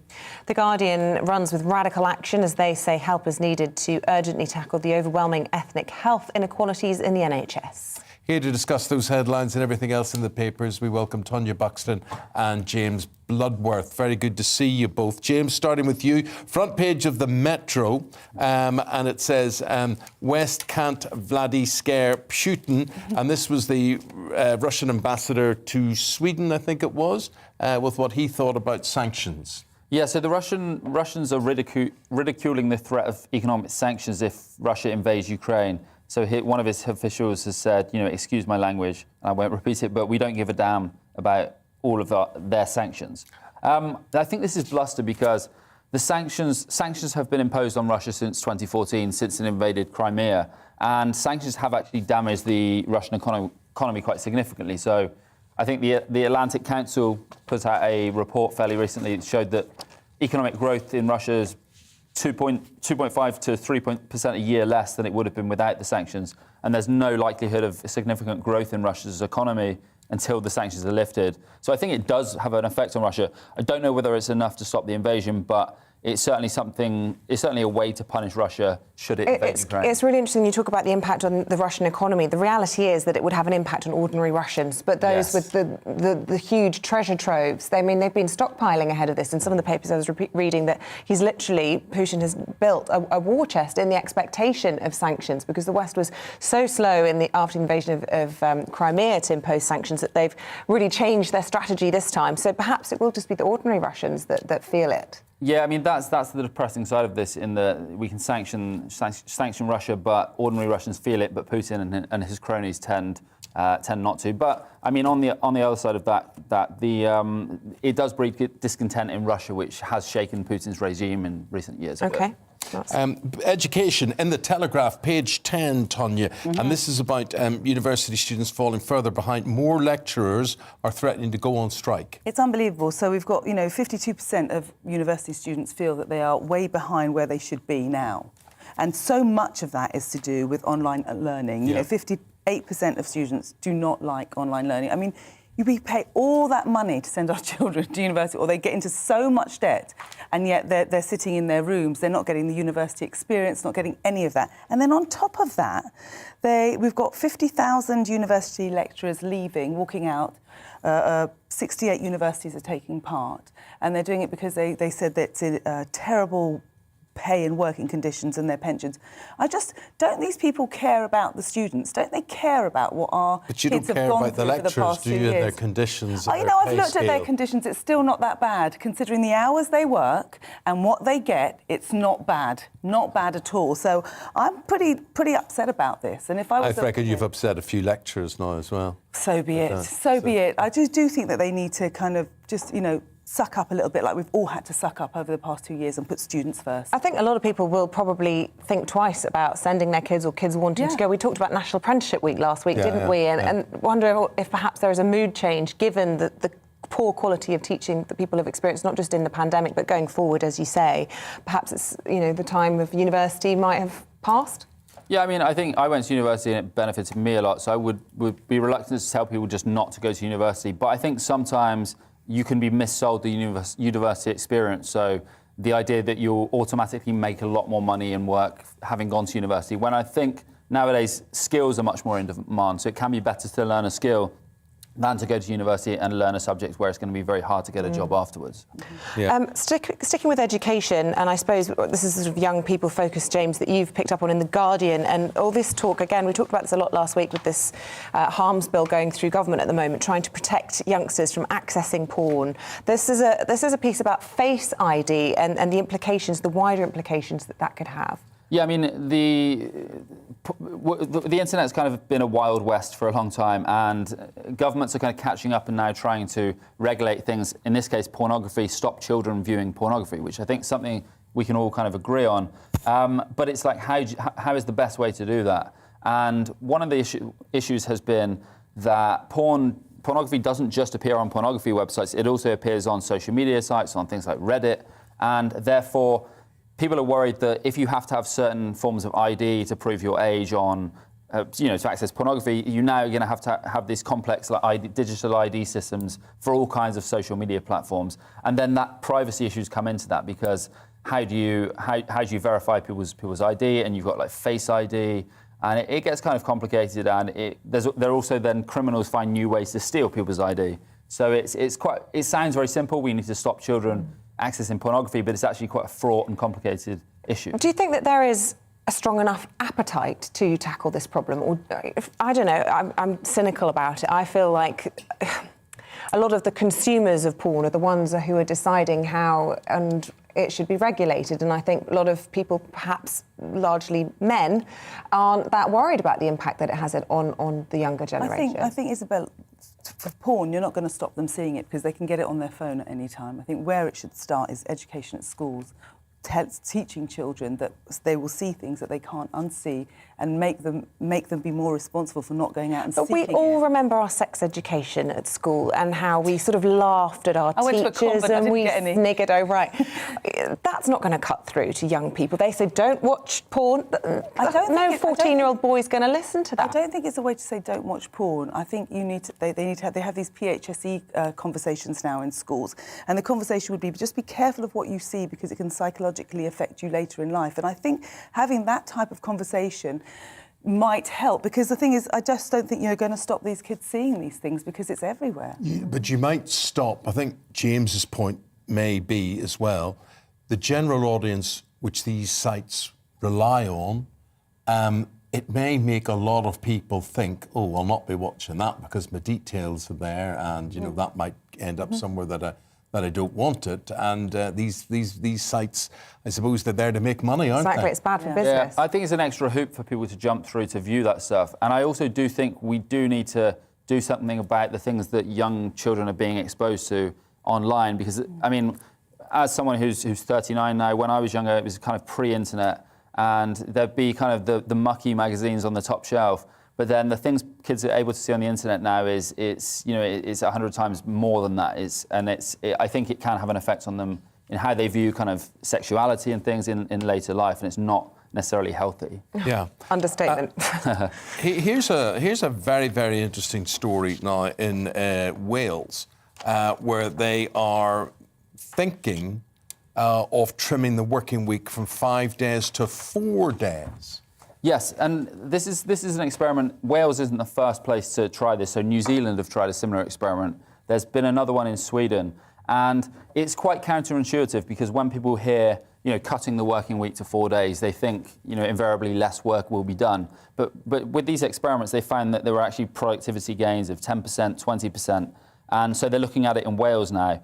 And it's about kind of working smarter, not necessarily longer hours. So would you get paid the same money though for working 4 days than 5? No, you take a pay cut. I think I understand. That's the main kind of debate over this. Whether I'm not sure if you should take a pay cut if you're coming into work, but you're being actually more productive. Yeah. Why should you take a cut? I think we really need to be clear on the productivity thing, because you might be more productive in the hours that you're there, but you're actually there for fewer hours. So actual overall productivity is still down. And I think that it's a bit of a kind of PR twist of people who really want the 4-day working week, saying, well, I'm actually more productive during those hours that I'm there. Just whether people can afford a 4-day week. Yeah. I think they have found in some of the experiments in New Zealand, I think it was, some people were just overall more productive with fewer hours, which was that sounds very appealing. If it's measured per hour, but rather than total output, But the success seems to be in Wales, where they're trying to do it to reduce people's stress because they have so many people off sick, and it is the public sector. So what makes me a little bit sceptical about it all. If you're in a private sector, it's not quite as easy to do that. Tanya, in the Express, this is page 18, a daughter successfully campaigns to see her mother in care. She can now see her mum every day. What's the story? So the story was that Lynn Embleton was put on antidepressants because she couldn't get to see her mum, because the care home would not let her in. She was refused essential caregiver status, which every resident should be able to have in order to be visited. She missed her mum's birthday on 23rd of December. She's 102, her mum. Oh, dear. And, her mum said that she felt like she was a prisoner and she wanted to die. And this is, again, another example of where lockdowns really failed. They failed. They hurt people and they harmed them, because there should never be a reason if you haven't got COVID and you go to a care home, that you shouldn't be allowed in to see your mum, who's 102. I mean, what is the point? What are you saving her from? She's 102, she wants to see you. So you're making the end of her days really miserable for some stupid rules that don't really... I mean, we now know from the Anthony Hopkins report that that there is no good to lockdowns, and there's no reason for a lot of them. And as long as you're being safe and careful, I think a lot of these care homes decided to just stop everyone coming in because it makes their lives a lot easier. Well, very early on in the pandemic, of course, there was no vaccine and there were no access to tests. And so, and we saw how much the virus swept through the care homes, which is why there was perhaps this overcompensation in trying to protect these vulnerable people. Though, shouldn't be going on. You've also chosen a story in the Mirror, page 11 in the Mirror, jabs for children over 5. could soon take effect. Yeah, it says that families have complained of holiday plans being thwarted because of under 12s not being jabbed. I mean, it takes my breath away. There is no long-term data for this. I mean, the JVCI said there was no benefit to vaccinating 12 to 16-year-olds, just possible harms. And yet here we are talking about jabbing 5-year-olds so that you can go on holiday. I mean, this is insane. And just to kind of get it into so you can understand it. The risk of death from COVID-19 between, if you're 0 to 19 years old, is 0.003%. The risk of Earth being hit by an asteroid is 0.046%. So, you know, don't go jabbing your children until we know they need it, and maybe put a helmet on, you know, like one of these helmets, these cycling helmets on, so you don't get hit by an asteroid. I mean, I think it's really wrong, and we're very lucky now that we've got lots of vaccines for people that are, you know, needing them, and it's endemic. So we should move on and not be thinking about giving medication to kids that we don't need. Finally and briefly, in The Guardian, saw this story myself, and there's a conservative climate group, and they're saying, look, we've got an energy crisis here. What are they doing in terms of lobbying the Prime Minister? Well, they want Boris Johnson to reverse his moratorium on fracking, so to start fracking again, because we will all be hit by the increasing energy bills this year. So gas prices wholesale around the world are going up, and Britain is still reliant significantly on gas for our energy. So they're calling for Johnson to lift the ban on fracking. I do find there's a certain... I think they have a point, but I also think there's a certain irony in this. It seems to be the same group which is very against green energy, whereas I think we probably need a mixture of energy sources to kind of move away from our dependence on gas. So nuclear, green energy, fracking perhaps. But I think it's a bit rich for them to come out very pro-fracking when they've been dead against the green stuff, which has been the same aim to move us away from gas. OK, guys, thank you both very much indeed. That was James Bloodworth and Tonya Buxton, and they've been reviewing the papers for us this morning. Thank you both very much indeed. Thank you. Let's go now to Tim Marshall, more on the Ukraine. Tim's a defence analyst. He's author of the book The Power of Geography, and there's a lot of geography involved here, Tim, and there's a lot of power behind it.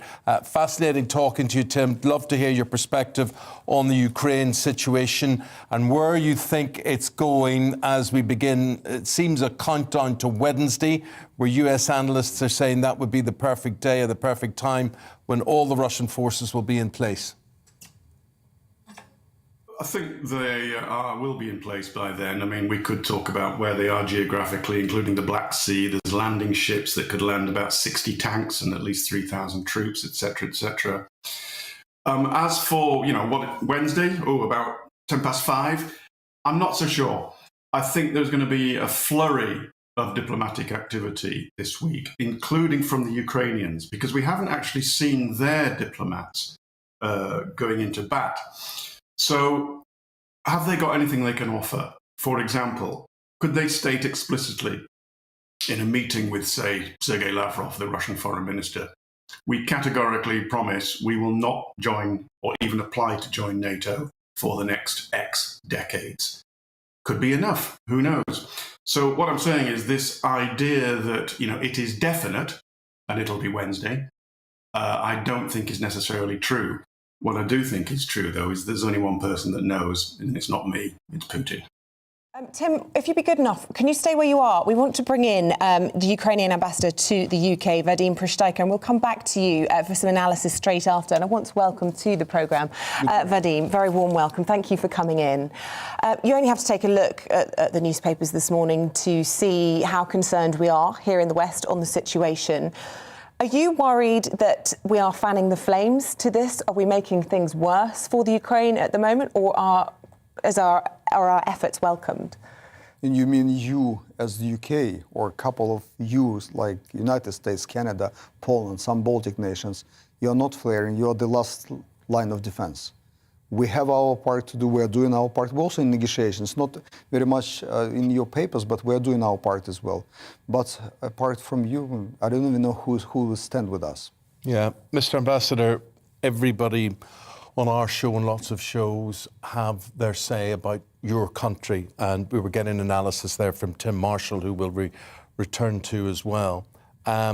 People talk about, you know, will your country be invaded enough or not? How grave do you think the situation is, and do you think Russia will invade? It's not even a question whether they will. They've been doing it all these centuries. And the last 70 years, they've been in fight with us, which already costed us 13,500 people dead and 7% of the territory. Even Crimea is not that small as people believe. 2 million people were in occupied territory. It's a huge peninsula. So this is not a question for Ukrainians if. That's the question, how stronger the aggression will be, because it's already with us.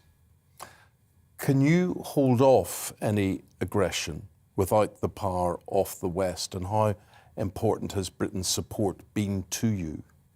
Very good question. You know, people are scared by 130,000 massed at our border. For Ukrainians, we have 250 in the army, another 300 in territorial unit defense. Our reserve is up to 2 million people. You know, it seems like big, serious numbers. We are lacking some very serious capacities like anti-air, for example, or fleet, which was seized in Crimea when the Russians attacked in 2014. So there are some capabilities which we are still missing, but we will definitely put up a very real fight, and Russians know it. I want to ask you about the issue of NATO. I know that Russia's very concerned about Ukraine joining. There's been some talk that it would be vetoed even if Ukraine wanted to join. But it'd be very helpful to hear what NATO's intentions are. Over the weekend, I know that Ukraine came out and said that the comments from our Defence Secretary that there was this whiff of Munich, that there was this appeasement towards Russia was incredibly unhelpful. Is it influencing your strategy on NATO? Strategy not. Strategy stays with us. The strategy is that we will become member of NATO, and it is even enshrined, if I may put this word, in our constitution, EU and NATO. What we can think now as a tactics that because we can't get into NATO right now, because we can't expect NATO to come and help us as a family, we are not a member of family for many different reasons. Mm-hmm. Sometimes we just don't want it there. So we have to find something else which will allow us to defend ourselves, like some bilateral agreements. That's the flexibility we have. So you're saying you no longer want to be members of NATO? Strategically, we want member of NATO. If we are allowed tomorrow, today, we will be there. At the time being, right now, because we've been threatened to have war in Wednesday, we have to find something else on top of our strategic goal of becoming. I can't tell when we will become member of NATO, if we become member of NATO. You would like to be a member of NATO, but you don't have to be a member of NATO. And if you weren't a member of NATO, maybe that would give President Putin less of an excuse to carry out hostilities. Would that be a face saver from him? Would that be a compromise you think your country could reach and say, this NATO business, let's forget it for a long while? I was myself ambassador to NATO. I understand how it operates and what the principles within the organization. And the strongest, actually, feature of NATO is not even tanks and nuclear. This is unity of the alliance.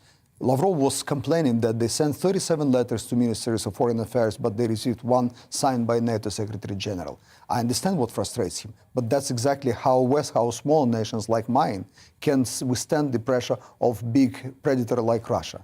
Yeah. And Ambassador, I have to ask you about the situation in Kiev. We've obviously got a number of British civilians there. We're encouraged to get flights out if they can. We're hearing that parts of airspace have been closed, that some commercial flights are being diverted already, and indeed rumours over the weekend that the airport itself may well close. Are you able to give us any update on that and any Brits trying to get home as well? No, I believe that this will be allowed.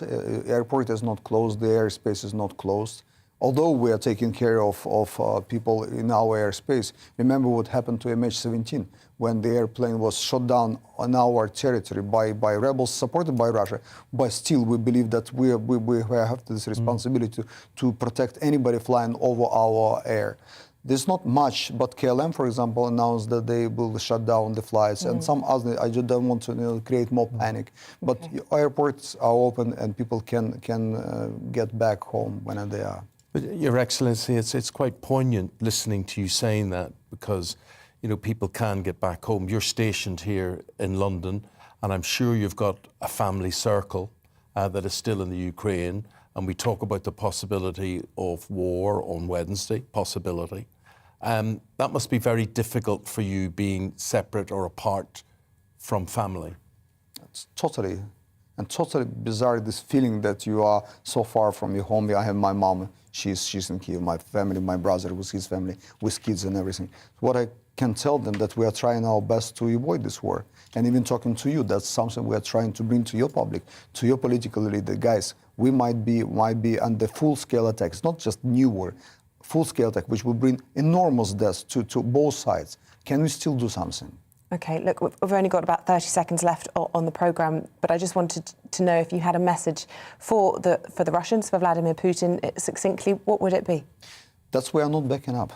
He has to find something, the compromise will here. We will compromise, not on the principal things like NATO or our future in the West. Okay. Your Excellency, I just would like to bring in our political analyst who's been watching that, Tim Marshall. Tim, we'll talk again after 9 o'clock, but just, I mean, you've heard the ambassador talk here about the dilemma and his analysis of the situation. What do you make of what he has said? I think the very fact that the very distinguished ambassador is sitting in your studio tells you that this is the beginning of a week-long diplomatic effort. And this time, the Ukrainians will be heavily involved and publicly involved. I think we will see some sort of meeting between the Russians and the Ukrainians. And I completely respect the ambassador, but he knows he answers to the foreign minister, and the foreign minister answers to the president. And if they feel there is some sort of wiggle room on NATO, NATO itself cannot say that Russia gets to choose who is and isn't. But Ukraine could make that gesture, although I think that is a very, very hard gesture to make, because if you do make it, I think in the long run, you're saying we bow to Moscow, and that's something Kiev can't really do. Tough week. Tough week. Tim, thank you very much indeed. Mr. Ambassador, appreciate your time. Thank you. Speaking to us. Thank you very much indeed. Thank you. With that, we'll take the break. We're going to talk about more on this as we ramp up to Wednesday and the analysis from the Americans that could be the ideal time for the Russians to conduct any invasion on Ukraine. Back after this.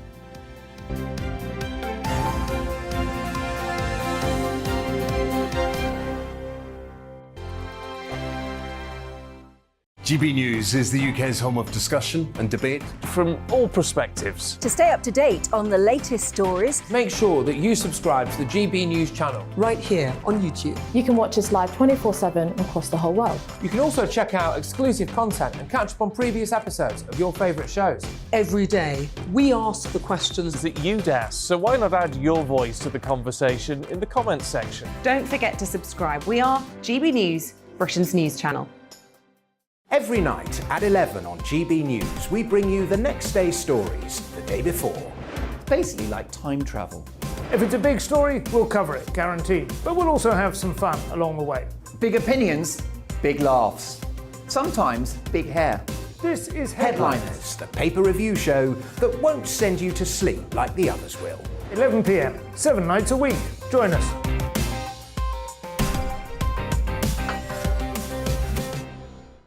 Hello there, I'm Eamonn Holmes. And I'm Isabel Webster. And we hope you can join us for Breakfast with Eamonn and Isabel. You make me laugh out loud, belly laugh. Is that important first thing in the morning? Yeah, absolutely. And there's me trying to be deadly serious. News is a serious business. Yeah, I have to rein you in sometimes. Well, it doesn't stop us laughing at it. It doesn't stop us having an opinion on what's going on. Yeah. And it certainly will not stop us reflecting what you think. Weekdays from 6 to 9:30 on GB News. I'm Dan Wootton. Join me Monday to Thursday from 9 to 11 for the feistiest and most fun news debate on TV, where free speech reigns. I'll bring you a sharp take on the day's biggest stories, bombshell newsmaker interviews, and A-list guests. And I guarantee you, no spin, no bias, no censorship, and no reason to go to bed. That's Dan Wootton Tonight, Monday to Thursdays from 9 on GB News.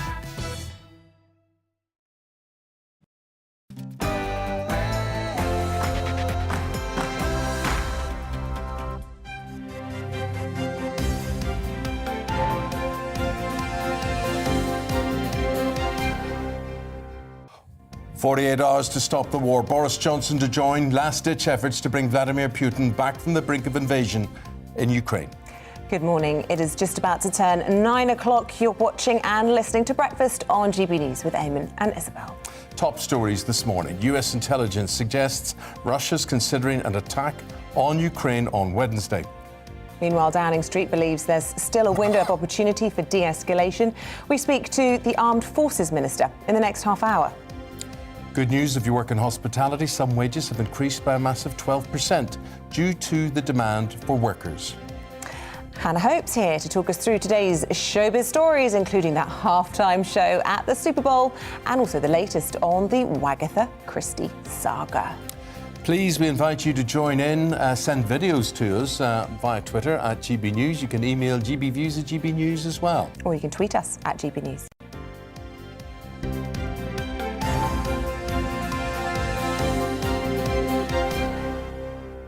Western nations have threatened Moscow with sanctions in the event of incursions into Eastern Europe, Ukraine in particular. Downing Street says Moscow could be planning to invade at any moment. The US says an attack is likely in the next 48 hours. Well, today the Prime Minister will attempt to bring the Russian President Vladimir Putin back from the brink of war. Here to give us the very latest assessment is Mark White, our Home and Security Editor. Good morning, welcome back. Look, we just heard from the Ukrainian ambassador to London on his assessment of it all. Really interesting to hear, you know, how they really are putting the NATO on the back burner, as it were. At the moment, they're really just focusing on trying to maintain peace.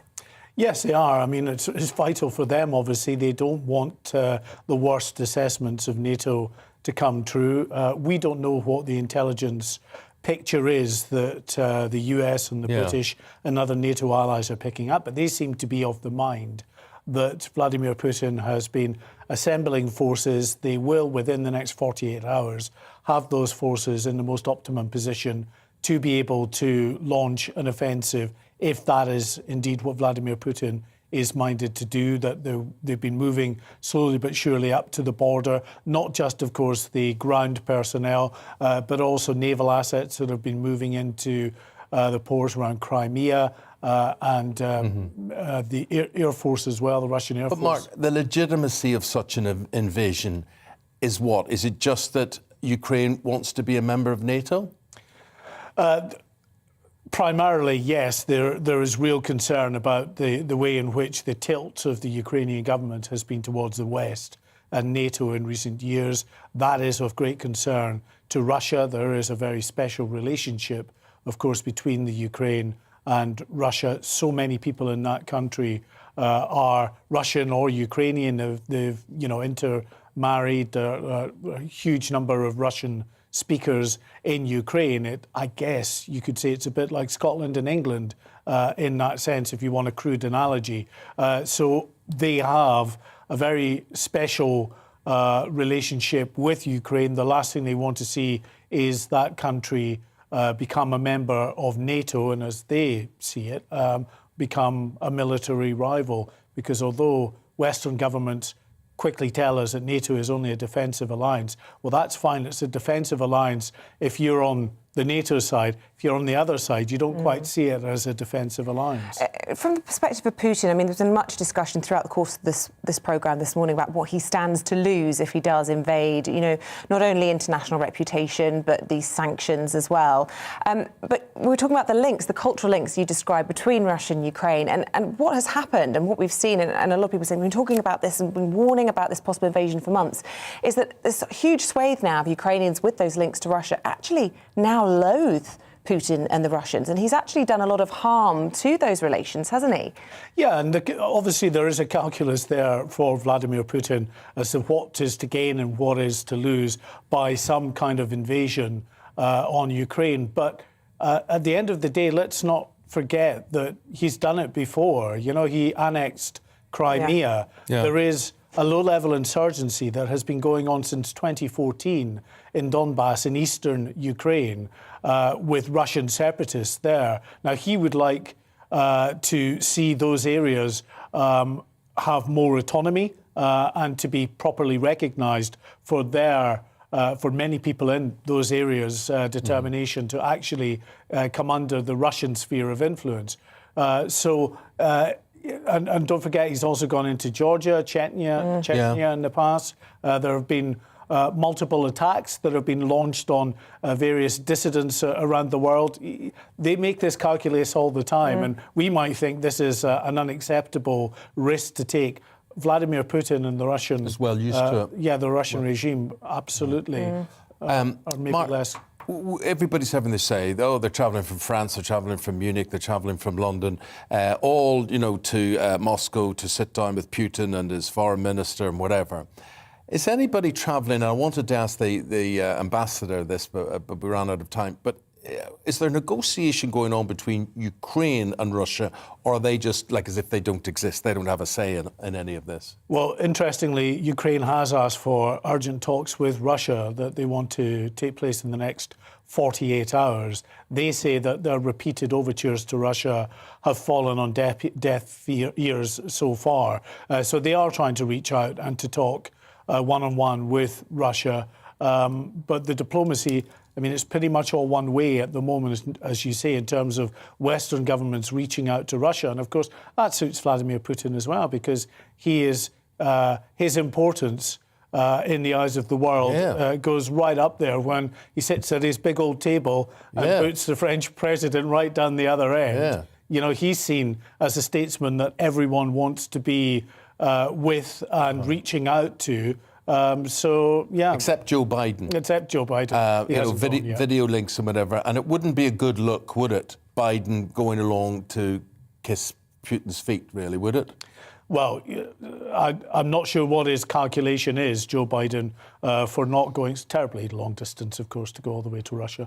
But yeah, I mean, they've still been engaged in the diplomacy, and senior US diplomats have gone to the region. But as you know, Britain, I have to say, has taken a very significant lead in this, sending defence and foreign secretaries. Boris Johnson has gone to the region. Of course, he was in Poland just last week and announcing more troops to help shore up that NATO ally. So the diplomacy continues apace, and the hope is that at the end of the day it will win out. That it's really going to ramp up in the next 2 days, isn't it? Because it's the Americans who have actually placed a deadline on all of this, and we as media are now going to respond to all of this. So the next 24, 48 hours, there's going to be a lot of pressure on. Yes, and that is the concern as well. That really ratchets up the tension when you have the world now looking on and fearing that this 48-hour deadline as set by the Americans is actually something that is going to come to fruition. Now, you know, hopefully it will not, and if it doesn't, the Russians will just say, well, look at the propaganda, we told you it was never going to happen. The West will say diplomacy has won out. But as always with brinksmanship, you know, you are in a position where sometimes it has a momentum of its own. There's always the potential for miscalculation, a misstep to happen. Hopefully that won't happen. But clearly people are worried, and they should be worried. Well, we've got the Armed Forces Minister coming on in the programme from the government in the next 10 minutes or so, and we'll be putting all of those thoughts to him. For now, Mark White, thank you very much. Thanks, Mark. Appreciate it. Thank you very much indeed. 8 minutes past 9 o'clock. A very good morning to you on this Monday morning. 14th of February, Valentine's Day. It has been confirmed this morning that the Russian figure skater Kamila Valieva can continue to compete at the Winter Olympics. Despite the 15-year-old failing a drugs test, the Court of Arbitration for Sports, which is an international body, says it's an exceptional circumstance that no provisional suspension should be imposed. A review into the healthcare system has found stark ethnic inequalities across the board. The NHS Race and Health Report recorded evidence of a pay gap affecting Black, Asian, mixed and other groups. Some of the largest differences were recorded in mental health care. Colleen Rooney and Rebecca Vardy are due to find out the latest on their High Court libel battle today. The wife of the former England star, Wayne Rooney, accused Mrs Vardy of leaking stories about her private life to The Sun in 2019. We'll be keeping a close eye on everything from the High Court for you in the so-called Wagatha Christie case here on GB News throughout the day. An energy supplier has accidentally issued £2 trillion Storm Arwen compensation cheques to 74 customers. The Northern Power Grid has apologised and says it was a clerical error which input the electricity meter reference number as the payment sum.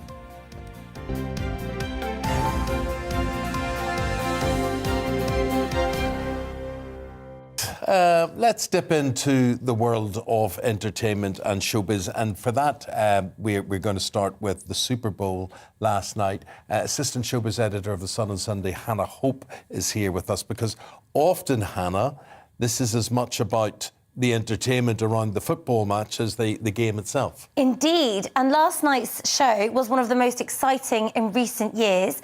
Dr. Dre performed and brought a few of his famous friends with him.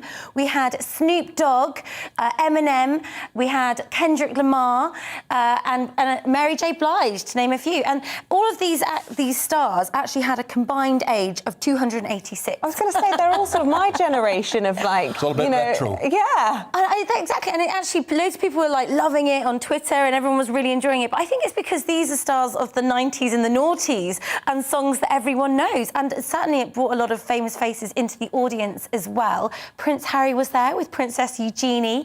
Gordon Ramsay was there, Rita Ora and Kanye West, to name a few. That was interesting. So Harry and Eugenie were in the same company, were they? Yeah, they were together and they were both wearing masks, so they were trying to be hidden. A lot of the other audience members weren't wearing masks, which has got people in California up in arms because there's a mandate that's gone through, meaning that all school children have to go to school wearing masks. So they were sort of saying, oh, what about these people buying £5,000 tickets and then that means they don't get to wear masks? But another bit controversial element of the evening was that rapper Eminem took the knee during his performance when a lot of NFL players have been banned from doing so. There he is taking the knee. Took it for about 50 seconds, so he really wanted to make his point across and wanted to send a message. OK, so the hip-hop Super Bowl then. Coming back to British entertainment and Strictly. There is what would you say, a conspiracy theory going on about judging and who's going to end up being permanent judges for the next series. Yes, so there's 4 judging seats on Strictly Come Dancing. We've got Shirley Ballas, Craig Revel-Horwood, the nasty one, very necessary, Motsi Mabuse, and then it has been Bruno Tonioli, who's really flamboyant, Italian choreographer, but he was stuck over in America filming Dancing with the Stars last year, and he couldn't get back because of the pandemic travel. So we had former pro dancer Anton Dubek, who's 55, step in, but now we've been told that it is going to be Anton going forward and Bruno is off the panel. There's been more to this than meets the eye, Hannah, surely, because there was all this report, exactly that he was trapped in America because of COVID restrictions. And then I swear I saw Bruno Tonioli appearing in the tabloids here. He was going for dinner. He was in the UK with no problems, but yet Anton was still on the judging panel. So, yeah. So has there been a falling out or has Anton just outshone him? I think Anton has been hugely popular with audience members. You're right, Bruno has been actually, it's very confusingly, on the Strictly tour being on the panel, but we're told that Anton has got the big job on the show. And I think that, you know, Anton's done his time. He's been a dancer on the show since it began. He's 55. I mean, I don't know. It's quite a gruelling physical workout for the pro dancers. But I think that also a lot of fans will miss Bruno.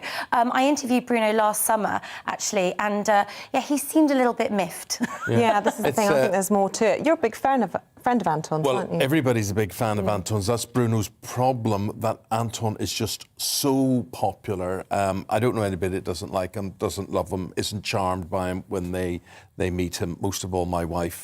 She was paired with him. Of course.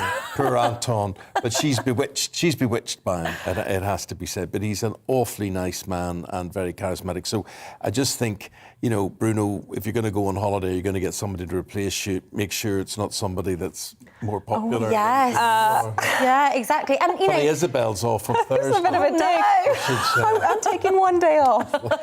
Well, enjoy it. No one could replace you, Isabel. You're irreplaceable. Thank you. OK, Masked Singer final on Saturday night. We were previewing it on Friday when you came in. Give us the lowdown. Yes, now bear with me. So the runner-up was Robo Bunny, who was unveiled to be Mark Fearley from Westlife. Then there was Panda 1, sorry. Then there was Mushroom, who was unveiled to be Charlotte Church.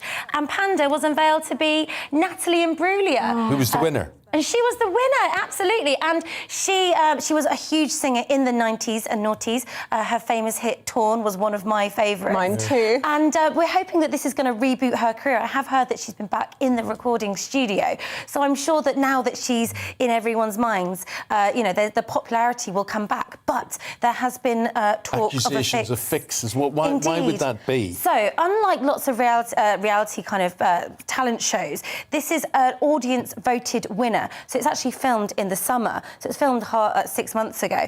So lots of people at home were listening thinking, oh my goodness, Robo Bunny was way better than Panda. Or, you know, no one could do Charlotte Church's operatics. But unfortunately, the audience don't have a say here. All they can do is either tune in and tune out. And the viewing figures have been up to 6 million throughout the series. And I think there'll be another series. Interesting. Anything you can tell us about Wagatha Christie and the prelim hearing in court today? Or We're all going to be waiting with bated breaths, but I think it's just astounding, all of these texts that are coming out and bringing other wags into it. You know, we've heard Danielle Lloyd has been involved. We've heard that Becky Vardy texted Colleen offering her shelter in her guest house when all the stories came out about Wayne and Colleen having their problems. So, yeah, it is fascinating, this world of wags. I'm sure that, you know, there's a bigger story here. It reminds me of Footballers' Wives a little bit. I don't know if you remember that from the 90s.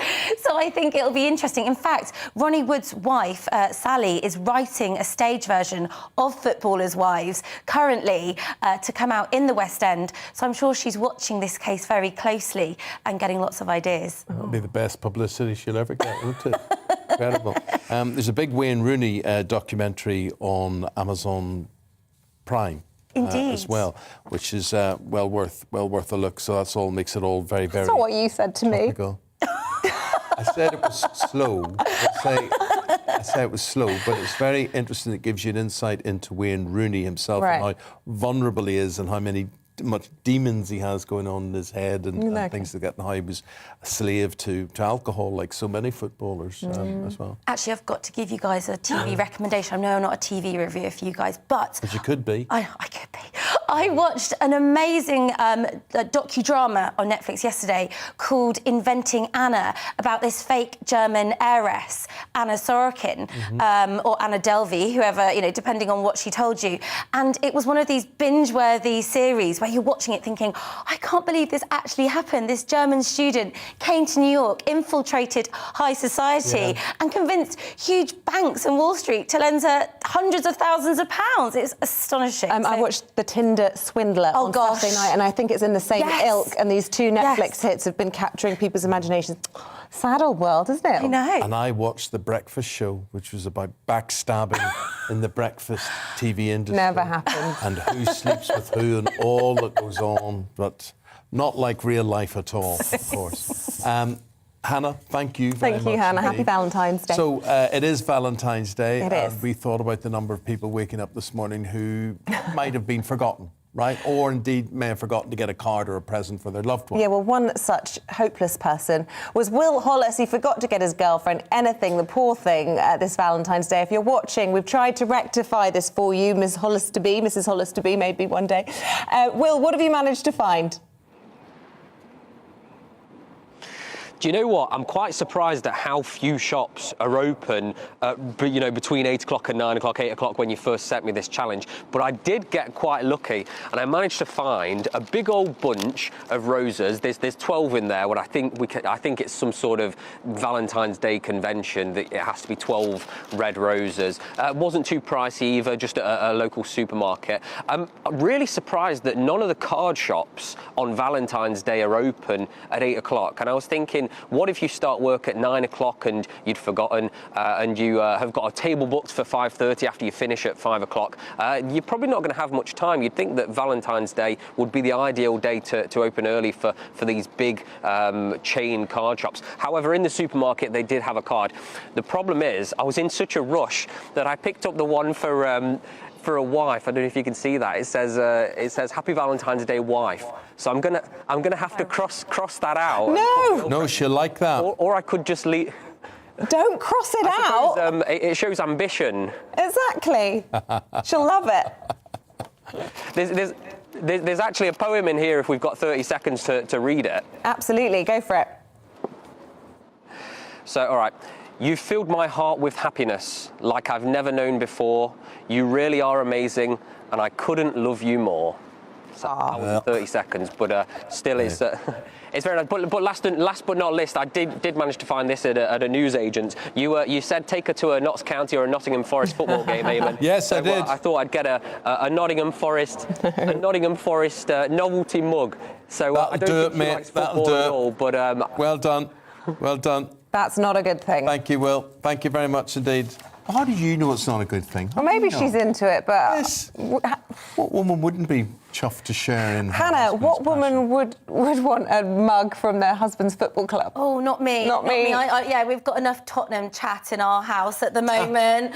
But I have got you guys a gift. Because I was worried you might get left out. So you've got Colin the caterpillar cake and you've got Connie the caterpillar. That is the nicest thing anyone's ever done for me. But I know that, you've both got other halves who look after you, but I wanted to make you feel loved. Love it. Oh, tell you what, we'll have her back next week. Back. She can come back again. Oh, thank you very much indeed. Standing by, we're ready to talk to the Armed Forces Minister, James Heappey, right after this break. Don't go away.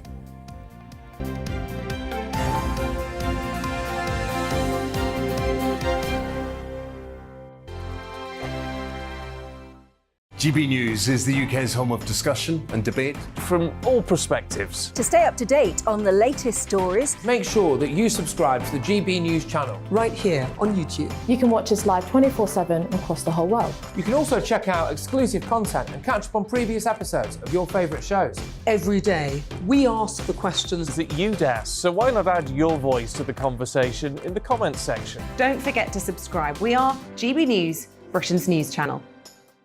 Every night at 11 on GB News, we bring you the next day's stories the day before. It's basically like time travel. If it's a big story, we'll cover it, guaranteed. But we'll also have some fun along the way. Big opinions, big laughs.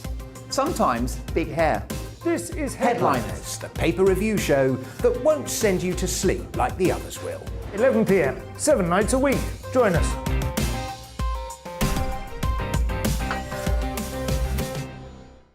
Hello there, I'm Eamonn Holmes. And I'm Isabel Webster. And we hope you can join us for... Breakfast with Eamonn. And Isabel. You make me laugh out loud, belly laugh. Is that important first thing in the morning? Yeah, absolutely. And there's me trying to be deadly serious. News is a serious business. Yeah, I have to rein you in sometimes. Well, it doesn't stop us laughing at it. It doesn't stop us having an opinion on what's going on. Yeah. And it certainly will not stop us reflecting what you think. Weekdays from 6 to 9:30 on GB News.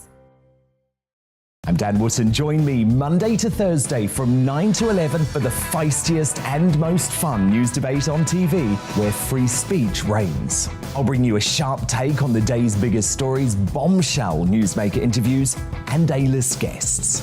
And I guarantee you, no spin, no bias, no censorship, and no reason to go to bed. That's Dan Wootton Tonight, Monday to Thursdays from 9 on GB News.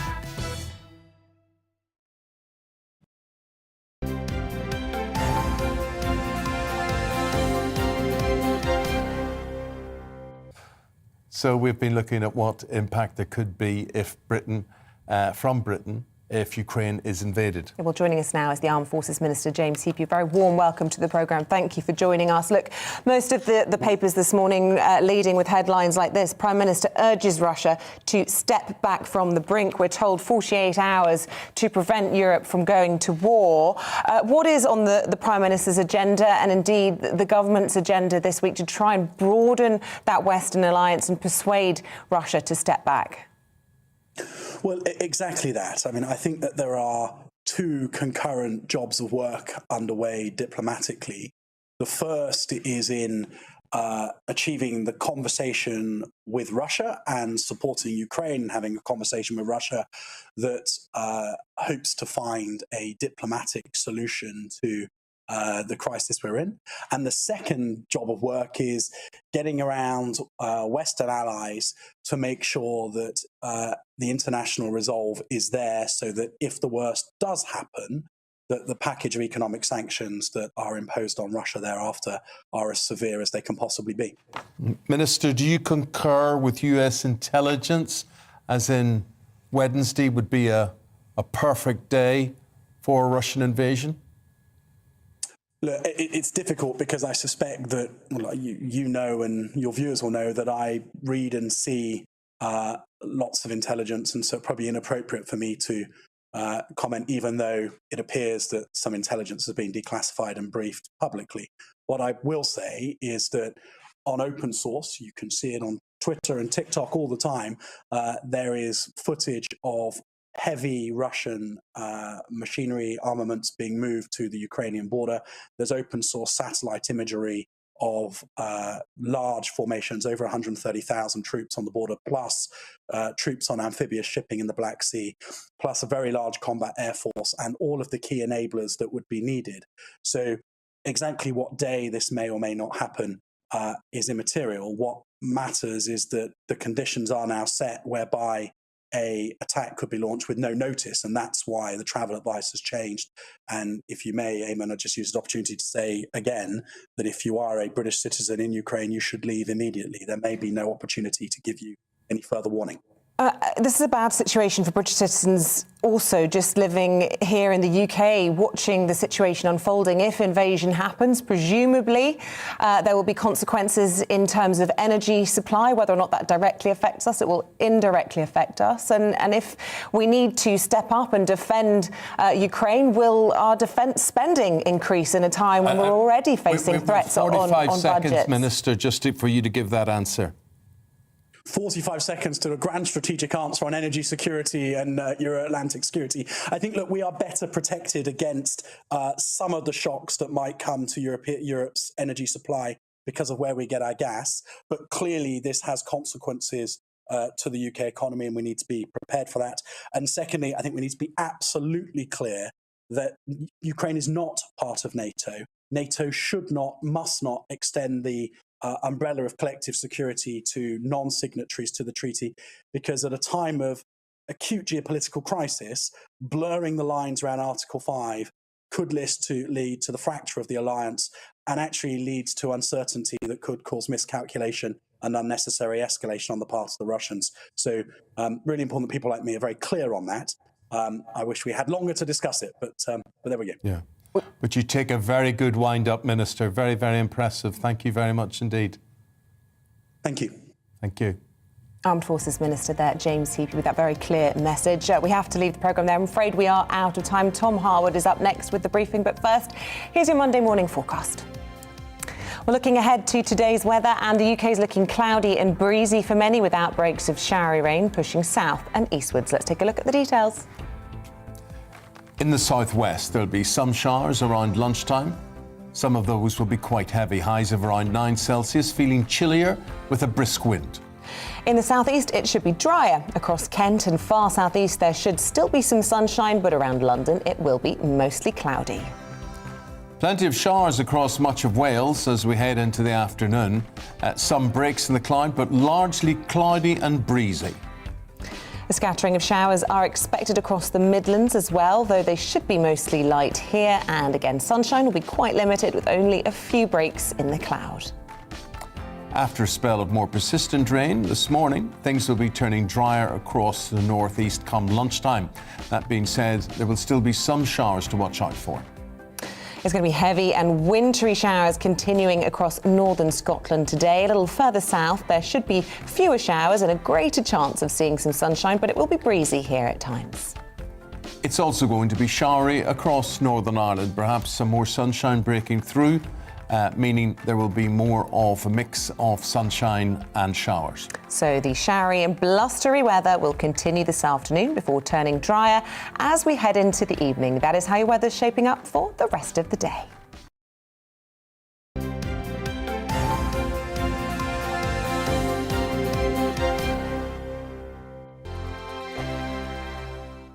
GB News is the UK's home of discussion and debate from all perspectives. To stay up to date on the latest stories, make sure that you subscribe to the GB News channel right here on YouTube. You can watch us live 24/7 across the whole world. You can also check out exclusive content and catch up on previous episodes of your favourite shows. Every day, we ask the questions that you